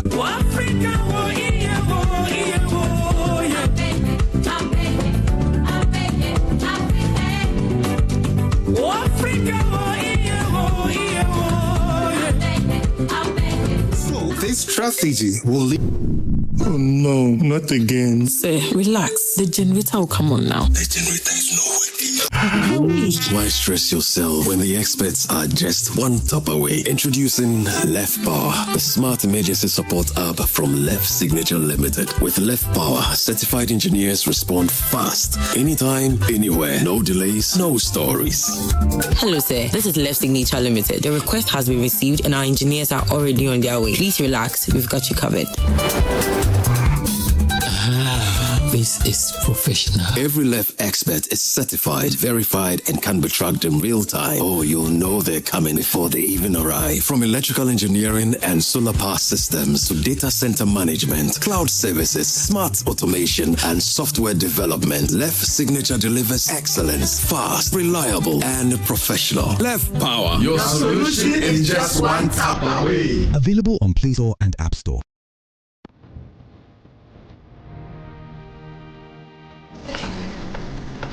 Through every stage of life, let's go. Some things simply stay with us. The spirit of never giving up.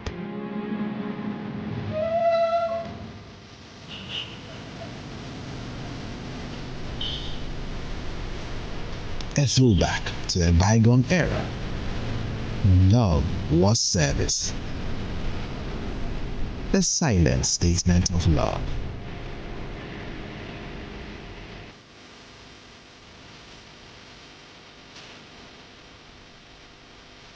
A forceful gesture that deepens bonds, balancing work and life.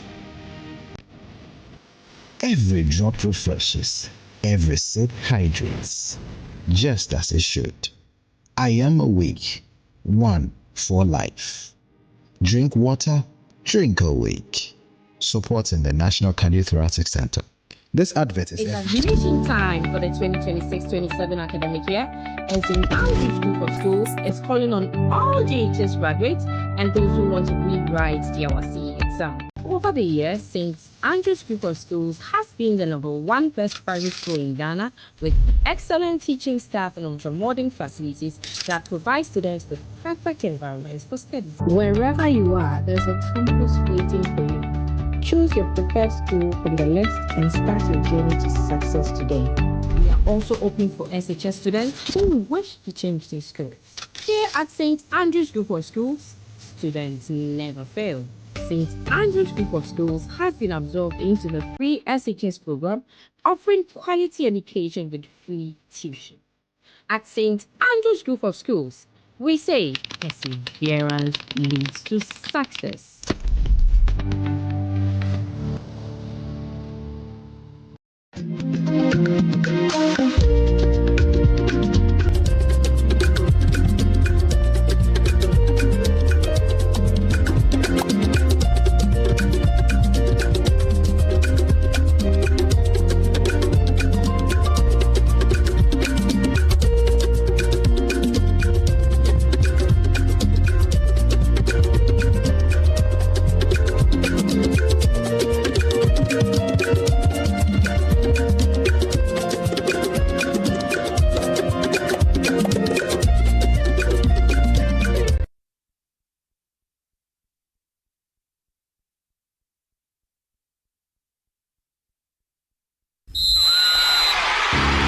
Corporate Ghana, are you ready? The biggest gathering of Corporate Ghana is back. It's time for the Joy Sports Invitational 2026, where competition meets networking, fun meets fitness, and champions are made. Battle it out in football. Take your shot in the thrilling CEO penalty shootout. Test your speed in alignment spoon race. Laugh your way through the unisex sack race. Pull together in the tag of peace. Show your accuracy in the female penalty shootout. Flex your strength in the arm wrestling and enjoy many more exciting activities. Join us on Saturday, 29th August 2026 at the University of Ghana Stadium. We kick off the day with a high-energy aerobic session from 6 a.m. So come early, warm up, and get ready for an unforgettable day. Ready to register? Call or WhatsApp Sleving on 0242-376445. The Joy Sports Invitational Tournament 2026 is proudly sponsored by Toyota, Superior Quality, Minerals Commission, the regulator of the mining industry in Ghana, Ayuda, Ghana's #1 services app, Abako, Services Bibri, Latex Foam, your partner for life, Copia Leasing, Renting and Maintenance Services, Virtual Security Africa, Complete Security Solutions. Joy Sports Invitational 2026. Let's compete, connect, and celebrate the true spirit of Corporate Ghana.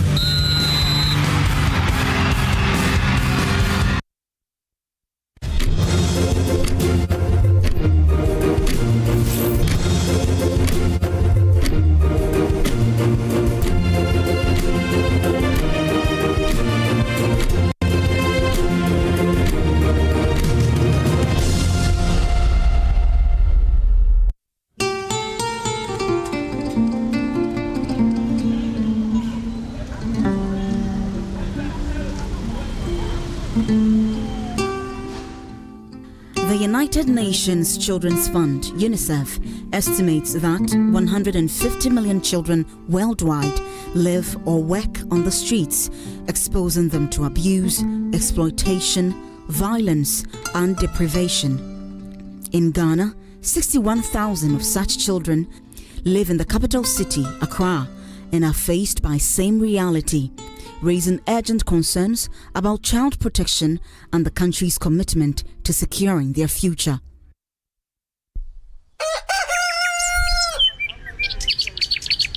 As the first light of day spreads across Accra, the city slowly comes alive.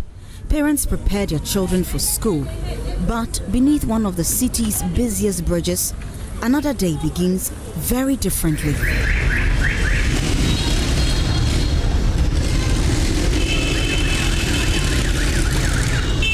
A year ago, Ajua left Kojo with her son Ima, hoping to build a better life in Accra. She believed the capital would offer her a job and a chance to provide for her family. But the opportunities she hoped for never came. With no stable income and a decent shelter to lay their heads, the streets became their only refuge. 13-year-old Ima wakes up to torn pieces of cardboard which served as his bed throughout the night. Beside him is his mother, Ajua. Together, they sleep on a worn-out mat spread across the cold concrete beneath the Kwame Nkrumah Circle interchange. For them, this is home. It houses their bed and clothing, aside providing them shelter. The two, according to hawkers, have lived here for the last 1 year and more. school need and cocoa be and cabemede. Or come on, me crack right there. So no subeko school. If so, Namuha, me who or the no back of Bubo Kubolos no. And Colani almost she win to be per se. Or back or yes, and today be a mecano. Every morning, Ima follows his mother through the busy streets of Circle, maneuvering traffic and crowds in search of benevolent individuals to spare him a coin or two. For him, it is the only way they can survive momentarily.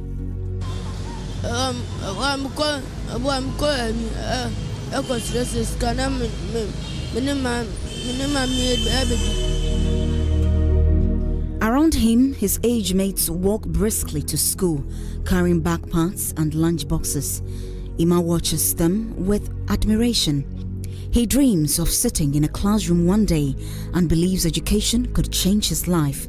His dream is to become a law enforcement officer.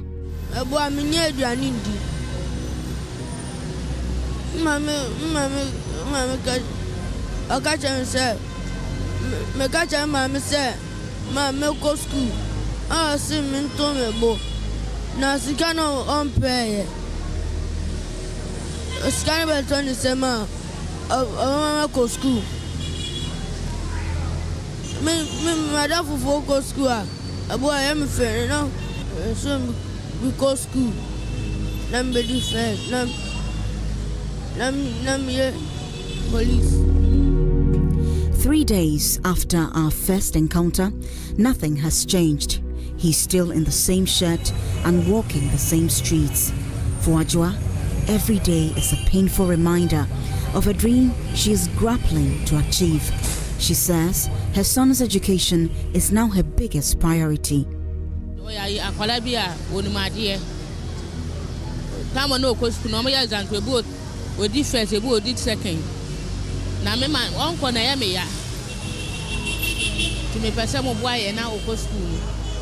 According to the 2021 population and housing census, an estimated 57% of Ghana's population is 25 years and below. A significant proportion of these are adolescents between 10 to 19 years. Ima belongs to this bracket. For many of such children living in street situations, access to education, healthcare, shelter, and protection remains uncertain. As daylight fades, the dangers become even more apparent. Busy roads, unfamiliar faces, exposure to harsh weather, violence, abuse, exploitation, trafficking, disease. Hilda Mensah is a child protection specialist at UNICEF. According to her, the trend shows the scale of challenge and the urgent need for intervention. In 2011, the Greater Accra Social Welfare Office undertook some research. They found out that 61,000 children are living on the streets in Accra alone. So if you were to get a sense of what happens in other major cities, that will give you a cause for worry. And what happens to these children on the streets, your guess is as good as mine. Government institutions and civil society organizations continue to rescue, rehabilitate, and reintegrate children through shelters, counseling, education support, and family reunification programs. Today, as I speak, we have 236 children in our 4 villages. Even in 2020, we had as many as 685 children. But because we are aligning with the government care reform initiative, we needed to reduce the numbers in the villages. This doesn't mean we are reducing the number of children we are supporting in the country. We are now expanding our support in the communities. As we speak now, we have over 15,000 children being supported in Ghana in various communities. Ime's story is one shared by thousands of children whose dreams are overshadowed by the daily struggle to survive. Until every child has a safe home, access to education, and the opportunity to simply be a child, Ghana's streets will continue to tell depressing stories that demand urgent action. This story is brought to you by SOS Children's Villages in Ghana in partnership with Joy News with funding from the Norwegian Agency for Development Corporation, NORAD. Also, joining me via Zoom to have extensive conversation on this is Mavis Agatha Abla Ekpe, National Family Strengthening Advisor and Gender Focal Person, SOS Children's Village. Thank you so much for joining me on the show this morning, Mavis. Thank you, Emefa. Well, so let's start with the main factors pushing families. I like to think they're pretty obvious, but you are very focused and you've done a lot of work in this area. But what are some of the factors really pushing families into such a situation, and particularly that of Ima? Exactly. Okay, so hello, everyone. Good morning. And greetings to the listeners and the viewers. So like you asked, factors pushing families and children into this situation. Basically, and without mincing words, it's poverty. Most of these families do not have the resources they need to be able to provide food, shelter, clothing, and education for these children. It is so because they themselves have grown up in families where the situation has prevailed. And because of the circumstances, the poverty cycle has not been broken. And so they have also found themselves in that situation. And so they are also continuing with that situation where they also, because they were not able to get the support they needed, they were not economically empowered.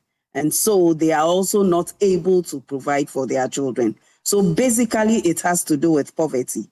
And then I could also add that it also related to the current family system, where we focus a lot more on the nuclear system as against the extended family system, where you could have opportunities of, even when a sibling or a child is in difficulty, you could get another family member who could volunteer to come up to support that needy family member. So basically, those are the main factors pushing for that situation. Well, maybe that's interesting. So if I understand, a person who lives maybe largely on the streets is likely to continue that cycle if they're not able to break it.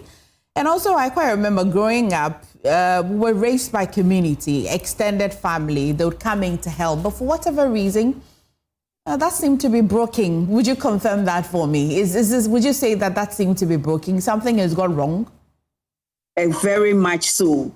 I mean, depending on your age and your experience, you realize that over the period, it has really broken down. Families tend to want to be with partner children only, and then the other family members are somewhere else. And so even if the immediate family is having, that is the nuclear family is having issues, they tend to be reluctant to include other family members to come and support. So that is also one of the factors affecting the situations where we find so many children on the streets. Yes. I've seen the work of SOS and many other entities that are helping at least curb this situation, but help me understand what practical help or what practical solutions can SOS, like what you do, and other entities help curb this situation? Is it even solvable? Yes, it is solvable indeed. So one organization cannot do it alone, but we need to partner with duty bearers, government agencies, the community systems and structures, and then, of course, non-governmental organizations like SOS Children's Villages. So it has to do with having the funds available, very much so, and then enrolling these children onto the various programs where they can have access to food, they can have access to shelter, they can have access to healthcare, and more importantly, they can be able to, those who have dropped out of school, they get back to school.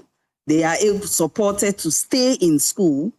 they learn, move up the educational ladder to the highest level that their potentials can take them.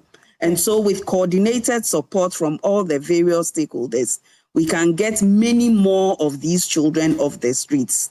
And talking about that, obviously not the child alone. These children, some have caregivers, like the video that we have watched. This caregiver has clearly indicated that she wants support so she could take her child to school. So she's just an example of the very many that we have on the streets and in our communities. So this woman, for example, needs to be supported to have a regular and reliable source of income. So she has to be assessed on what skills she have, what business she's capable of doing, what funds can be granted to her, how can she be supported to know the basic financial management skills, business management skills, to be able to carry out whichever business that she wants to do, so she can also provide for the needs of the child, even when the child is rolled onto the program, because the child will not be on the program forever. Right. Ultimately, the caregiver would have to take up that responsibility at a point. So as the support is going on, the capacity of the caregiver is also being built so that she could provide better care for the child. Mavis, have you heard the theory that if you take 1,000 children off the street, you're likely to have 2,000 of them back on the street? Have you heard? Yes. I know. It all has to do with our community systems and structures, the way we support our children, and then you cannot miss it. But despite all the education, despite all the whatever, these families basically do not have the money. They just don't have the money. So we can do all the collection from the streets. We can do all the sensitizations and all that. One very important thing that these families need so much is they having reliable source of income so they can provide for the needs of their children. And they also knowing that ultimately they have this responsibility of providing for their children. And so no matter how much they are supported, they need to appreciate the response and then continue from whichever organization or agency may have supported them up to. Maybe it's like, give me a clear picture. What does coordinated support look like? Because you say that we can solve or curb this problem. One entity cannot do it alone. So coordinated support, what does it look like? And what exactly does SOS Village do? Okay, so the coordinated supports. So let me look at for example, in the communities, let me go down ground to the communities, where you have the Department of Social Welfare and Community Development, who are mandated to make sure that these children are well cared for. Children are in school when they are supposed to be in school. They grow up in families and all that. And then you have the various non-governmental organizations rolling out various programs related to child well-being in the communities. So even though the NGOs may go into the communities, identify the children, enroll them onto the various programs, like SOS Children's Villages does, SOS cannot do it without the districts and Welfare and Community Development, who are the main duty bearers in this situation, where together with them, we help to identify these children, assess, provide them their needs, and make sure that they are really in school and they also receive the love, care, and protection that they need. Okay. Then we also have the community systems and structures, where you talk about the traditional authorities, the various family heads, opinion leaders, assembly members, who all contribute to the well-being of the child. So they need to be, their awareness need to be raised on their roles, how they need to pay attention and be concerned when a child that is supposed to be in school is not in school and is found on the streets. So with coordination, it means all these people have their individual roles to play, and of course, the caregiver, who has to make sure that day to day the child receives the care and protection that the child needs. So all hope is not lost for my good friend Ima and his mother? Not at all, not at all. We all together can do a lot, just like Joy News is doing this morning, where it is helping us to advocate for the rights of our children, especially in the area of education. So together we can all contribute our quota and make sure that we get rid of all these children from the streets. Maybe it's on website, or how can we reach SOS, or somebody watching us now thinking that they can, do a little to help, or help SOS also help children like Ima on the streets? How can they get in touch? Yes, so SOS Children's Villages, our head office is at Asylum Down. Asylum Down. That's where you can find us.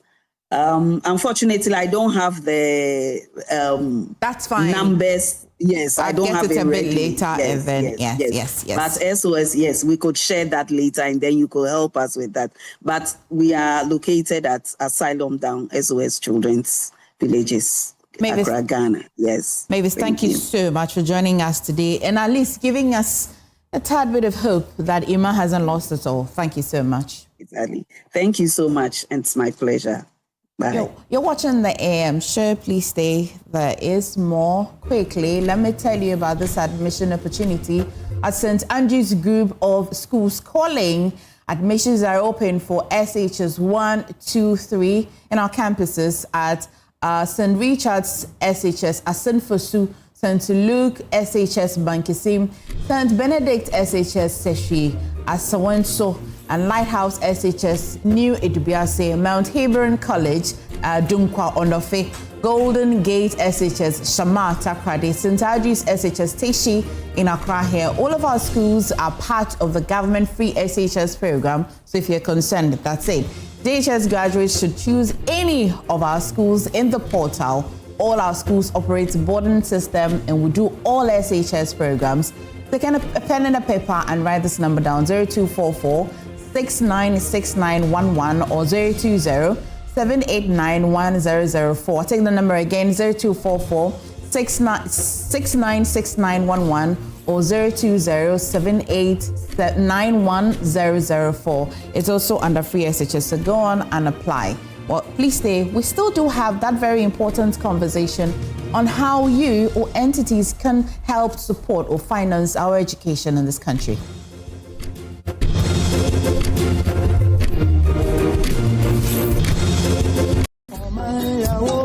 Gold, bauxite, manganese, lithium, Ghana's minerals, and billions, and now anchor our national reserves. But in the communities that host the mines, the question is simple: what stays here? On the 18th of August 2026, that question gets answered in public. Here in the catchment communities, this is what's really at stake: jobs, local content, corporate social responsibility. People here want a fair share of what's mined on their land. And in the room, the conversation will be about what the large-scale mining companies are doing to better livelihoods in their catchment areas, and also the gold board reforms in the artisanal and small-scale mining sector.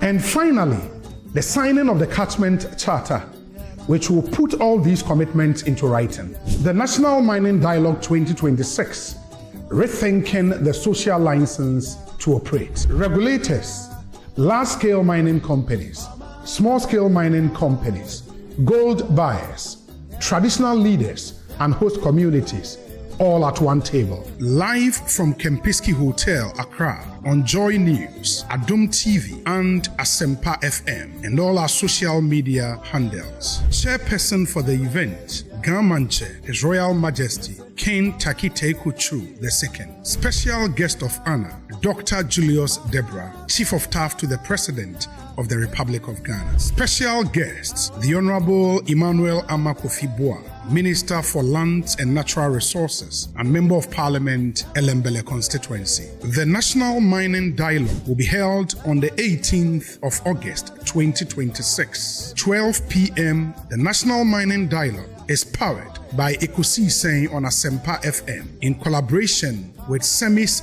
DS Group Limited, partners, the Ministry of Lands and Natural Resources, the Minerals Commission, the Ghana Medical Trust Fund, and the Ghana Gold Board.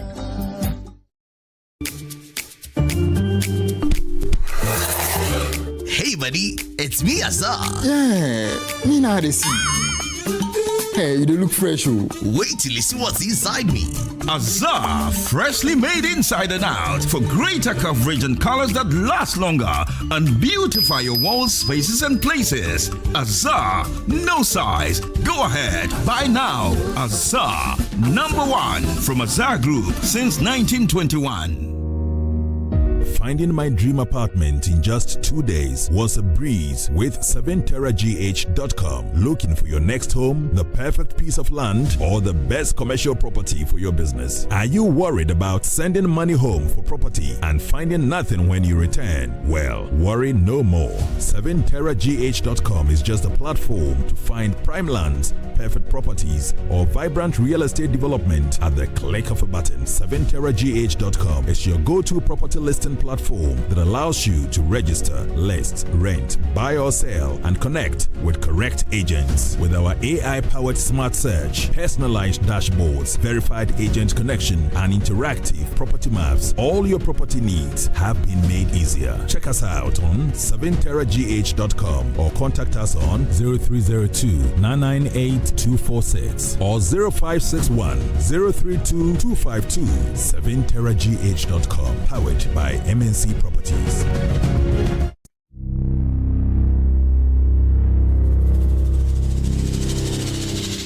This August, the Super Morning Show is done pretending. Sustainability isn't just tree planting, it's whether the systems we depend on actually last. Lights that stay on, water that reaches the bucket, food that nourishes people instead of rotting away, roads that take us home instead of taking our lives. When things keep failing, that's a sustainability crisis. So this month, we're asking why. Why land guards still run our neighborhoods? Why food rots in bins while our neighbors sleep hungry? Why the road that killed your cousin still has no signage? Why half the water you pay for never reaches your bucket? Uncomfortable? Good. That's the point. Stay tuned to the Super Morning Show throughout August for Joy Sustainability Month. Sponsored by MTN and Momo.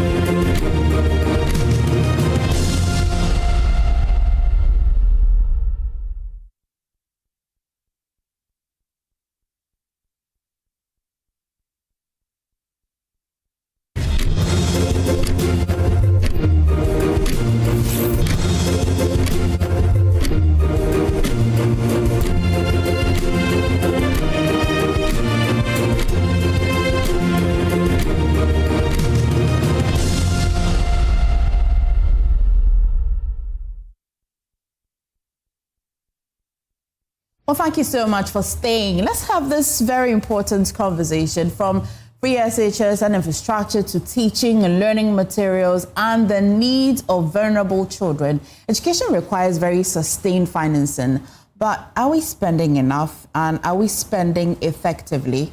Question this morning we're seeking to find an answer is, how can Ghana finance quality education while ensuring that disadvantaged children are not left behind?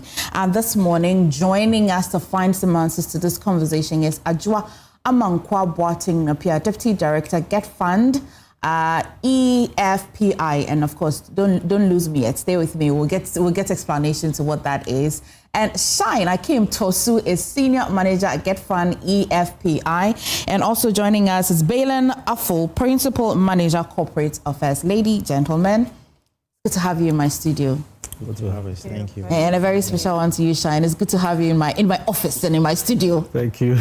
Okay, let me go to the Corporate Affairs Manager first of all. A lot of people have heard about Get Fund. Correct. I can dare. If we went on the streets now and ask somebody what Get Fund was about and what your core mandate was, I can tell you that not a lot of people know. What exactly do you do? What's Get Fund about? Okay, so Get Fund, since its inception in 2000, with an enabling act of Parliament of Act 2000, Act 581, the core mandate of Get Fund is providing supplementary government funding to educational infrastructure and facilities within the public sector from pre-tertiary to tertiary level. And also we do a lot of, like I'm saying, infrastructure development throughout the country and a little bit of scholarship for tertiary and post-tertiary. So in a brief statement, that's how I say what Get Fund actually does. I'll say that I walked the surface of this country knowing that Get Fund, when I hear about it, no, it's a building there, where Get Fund building, or I hear Get Fund, I hear, oh, it's a scholarship. Apparently you do more than that. Yes, essentially, like I'm saying, the moment you mention Get Fund, everybody thinks it's scholarship. But scholarship only takes about 5% of what Get Fund does. The bulk of our what we do at Get Fund is providing infrastructure support, and we know that government alone cannot do it. Government has been trying, but that is why when our new administrator was employed from February 2005, Mr. Paul J. He tapped into the act where there was an element of funding which was not being utilized in the past. Okay. So then he formed a fundraising department, and that is why we're here today. Within the fundraising department, we formed the education financing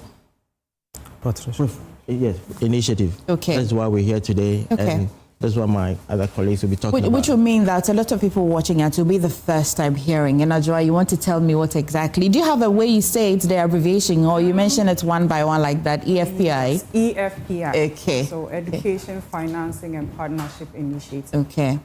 Okay, so the EFPI it's a Get Fund initiative. It was designed to complement what we are receiving from government.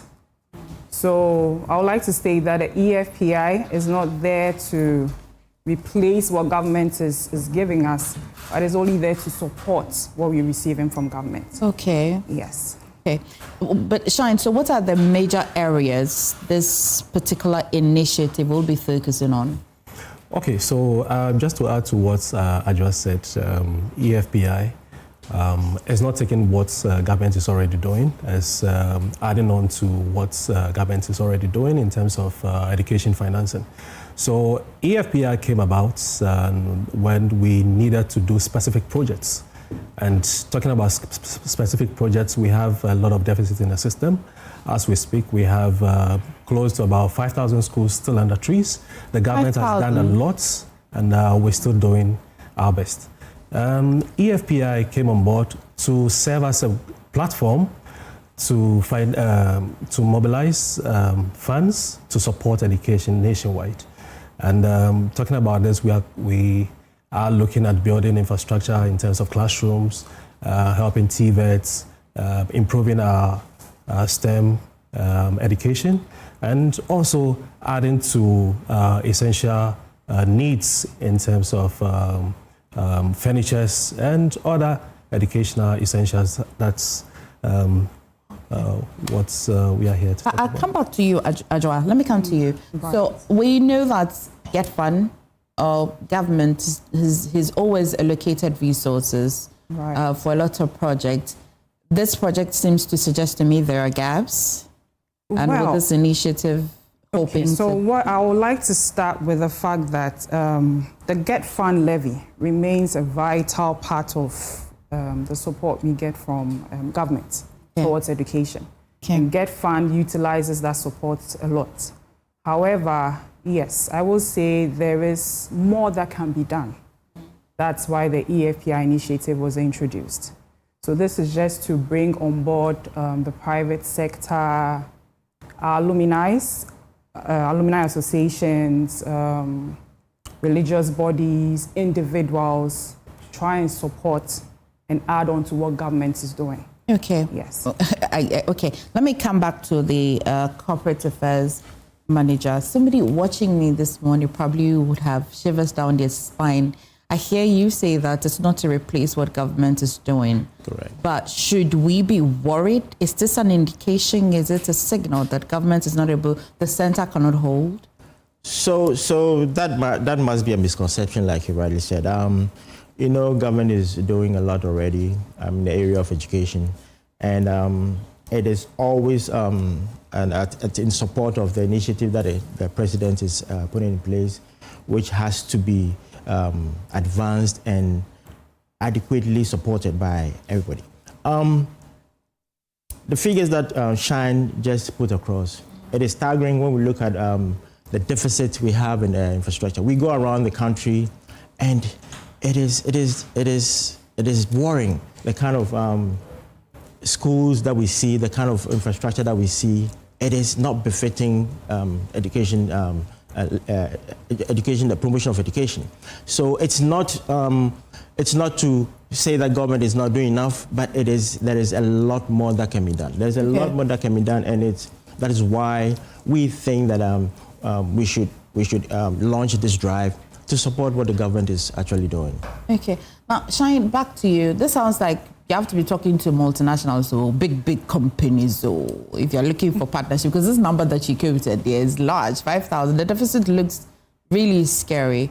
Are you speaking to individuals, or you are speaking to corporate entities who should be minded about this initiative?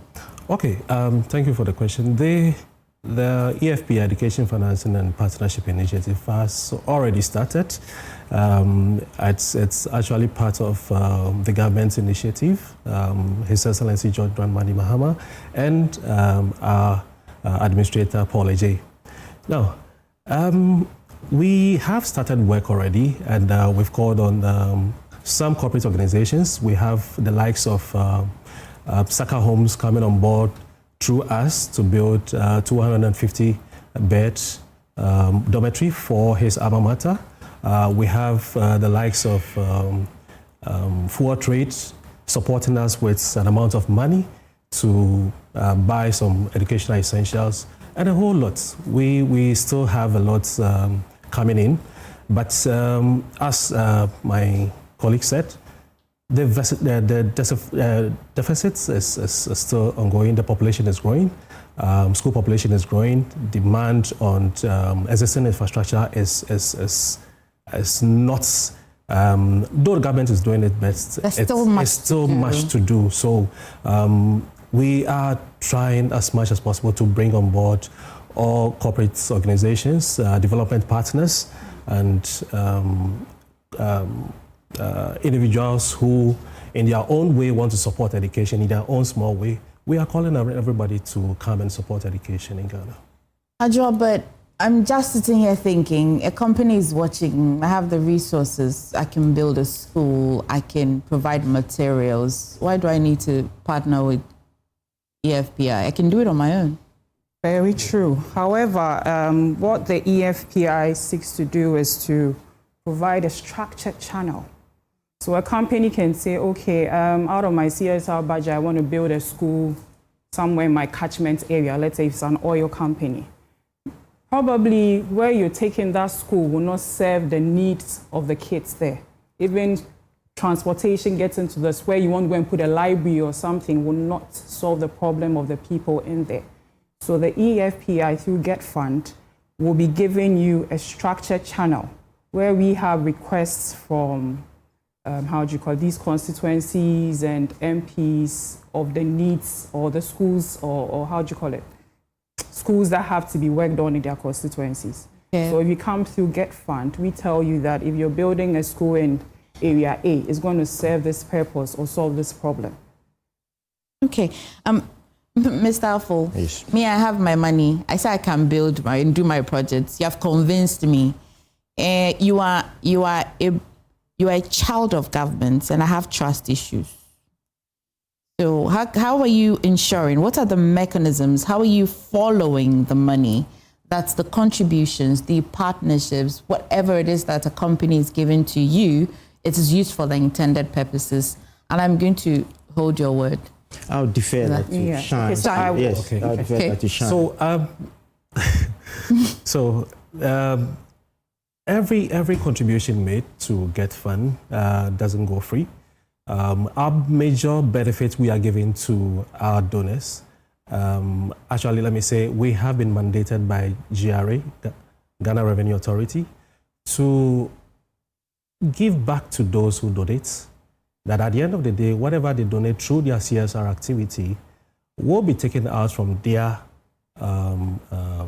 tax, like a tax rebate. At the end of the day, when they are filing their tax, that will be considered and will be taken out. So that is what we are preaching out. Oh, so GRA seems to be the eagle eye. That okay. So whatever any donation that comes in, GRA is notified, and the necessary things are done in terms of tax rebates when you are filing your tax at the end of the day.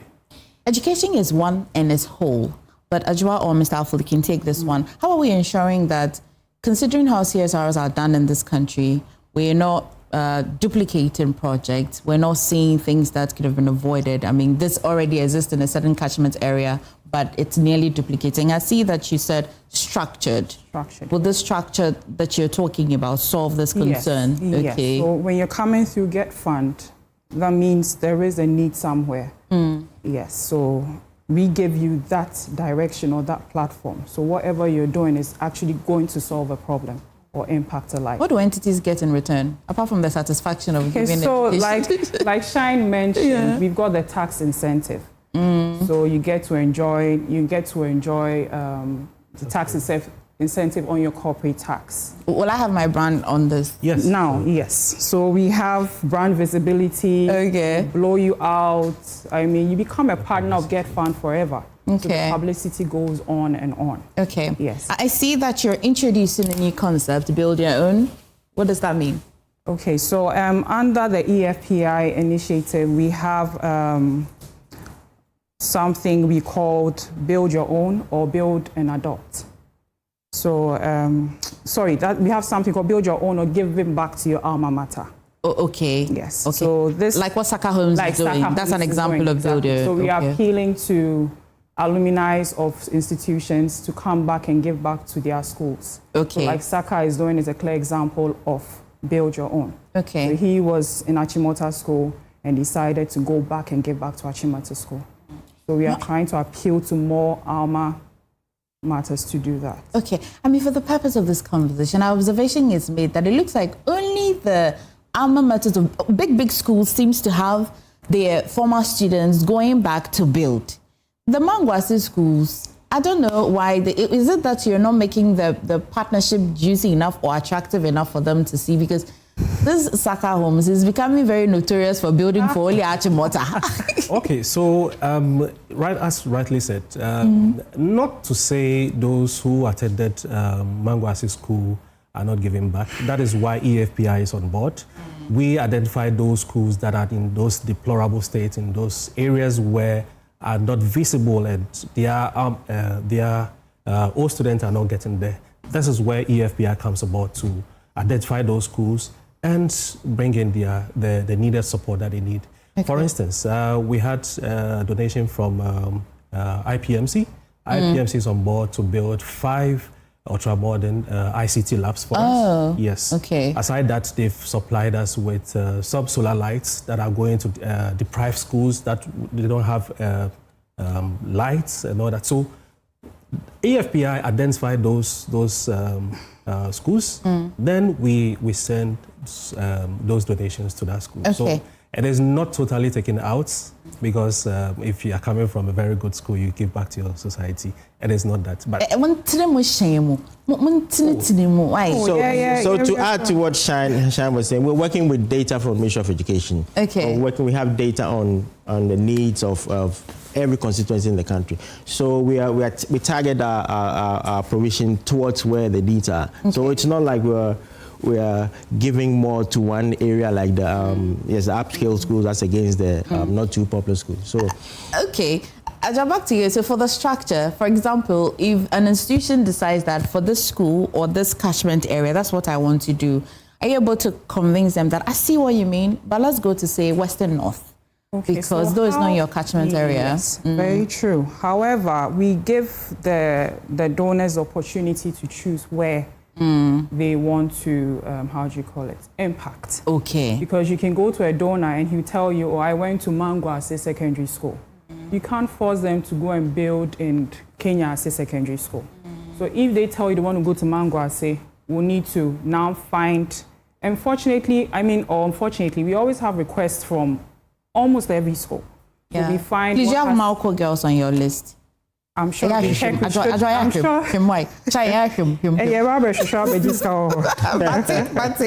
Okay. Yes. So for every school, we can't assume that we need the same thing across. I like to think that there'll be specific needs.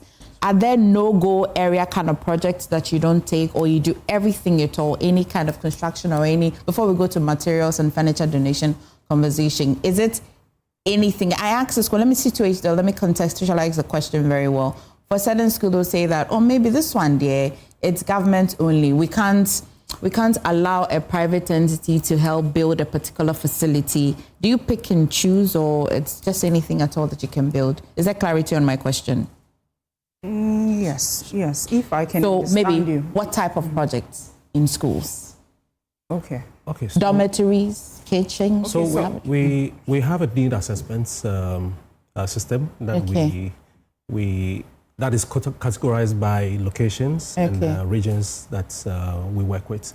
So depending on in terms of priority, where we have to focus on is where we focus on. So in a particular time, we say, okay, funding will go into infrastructure development for classrooms, for basic schools.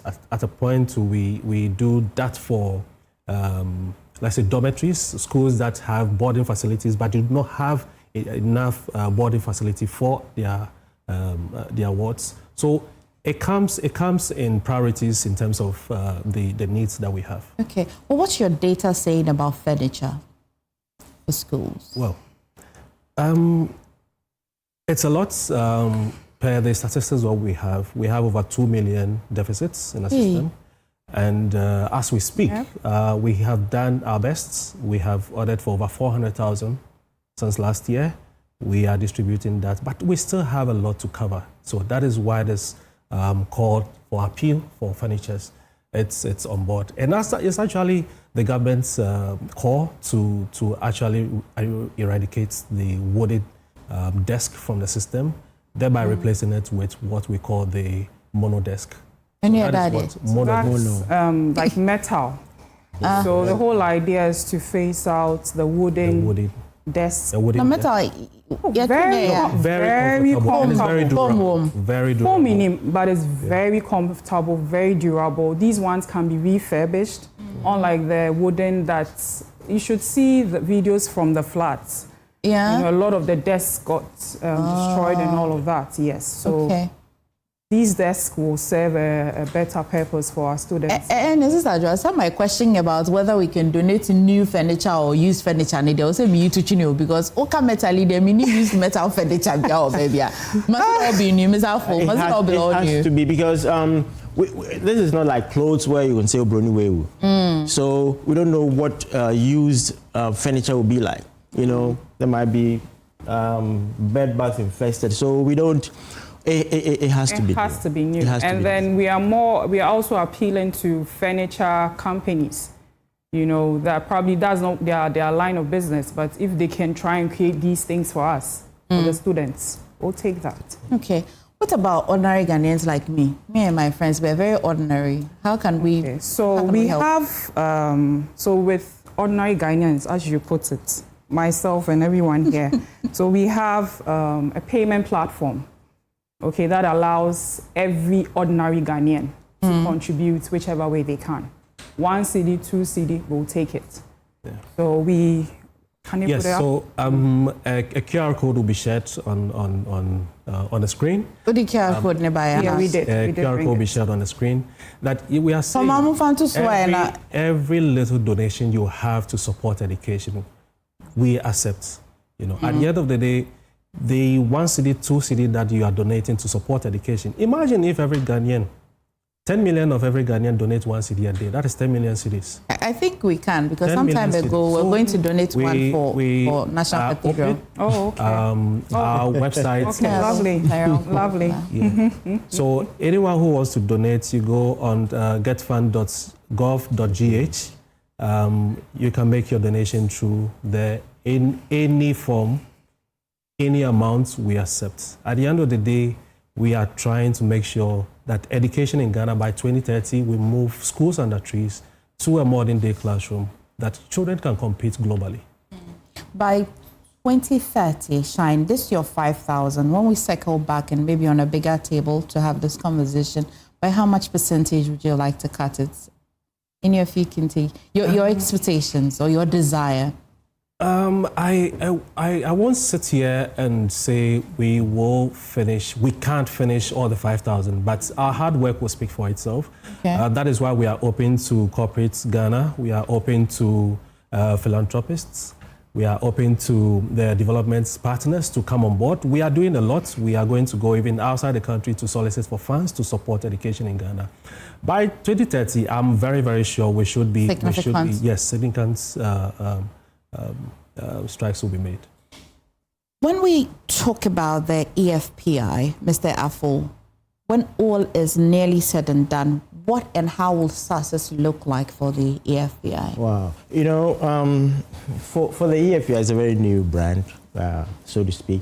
And every day our population keeps growing.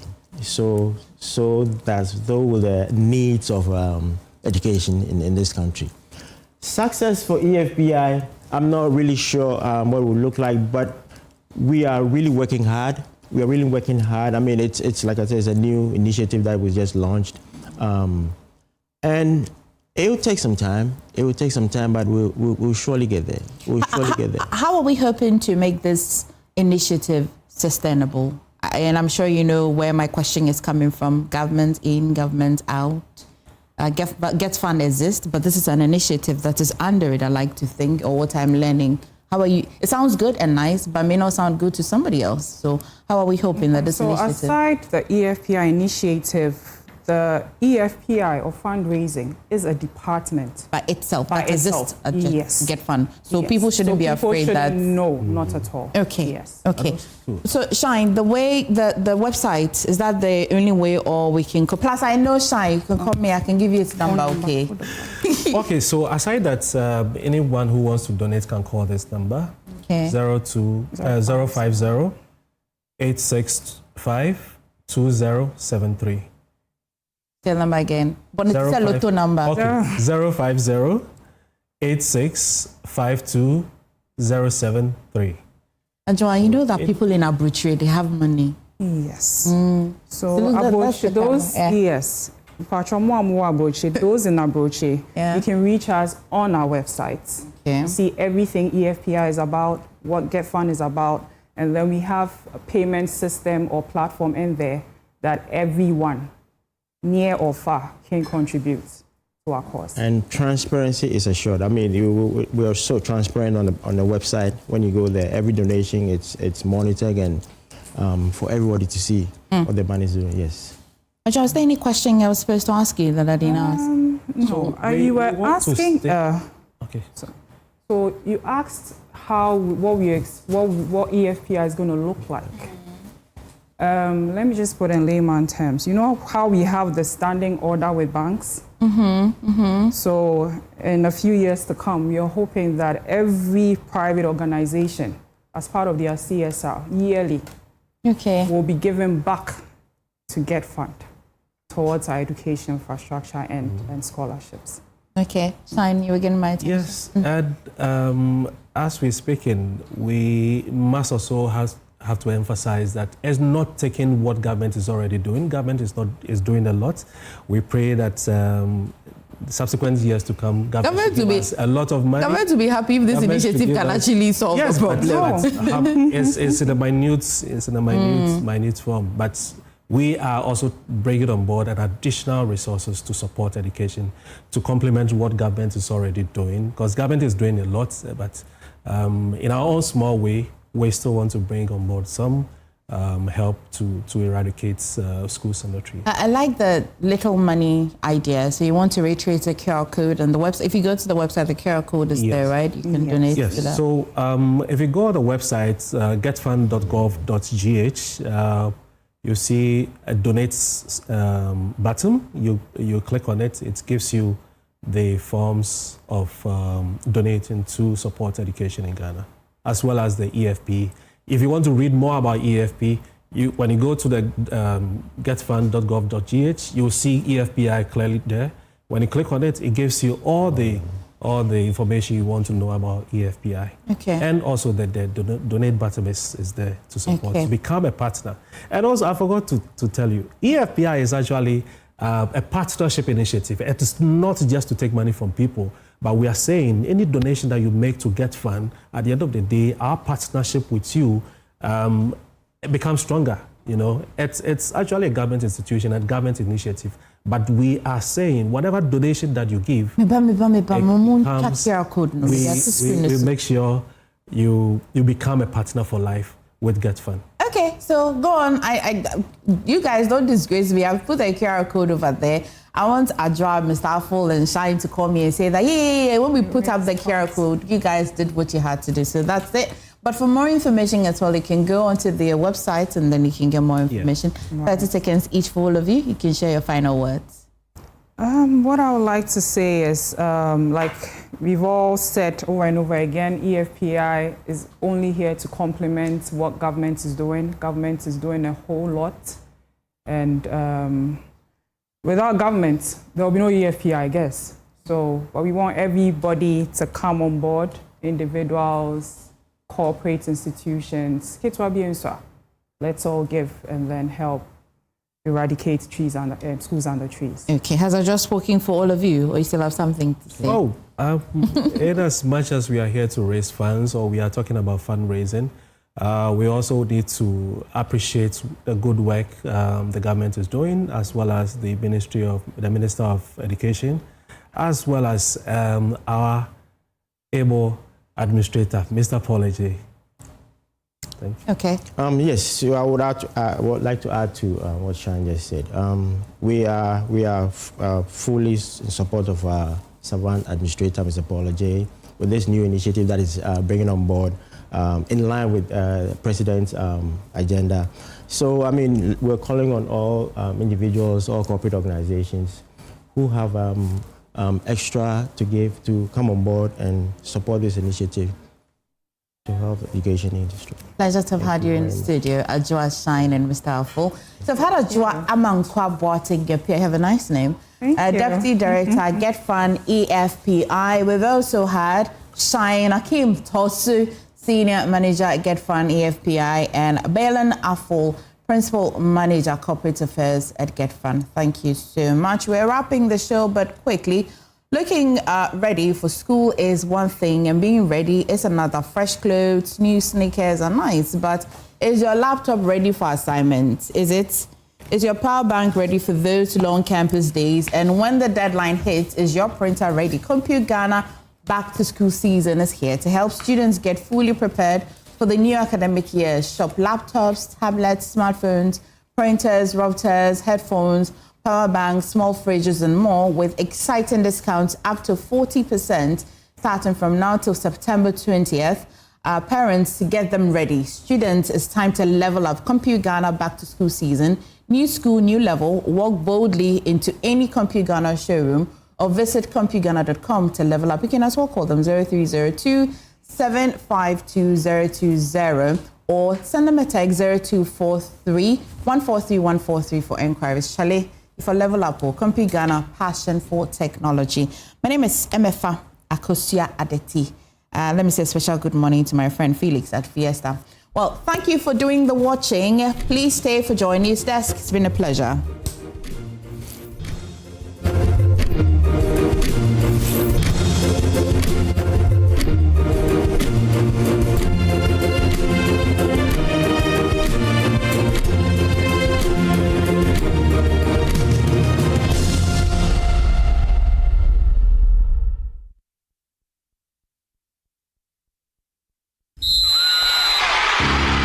Corporate Ghana, are you ready? The biggest gathering of Corporate Ghana is back. It's time for the Joy Sports Invitational 2026, where competition meets networking, fun meets fitness, and champions are made.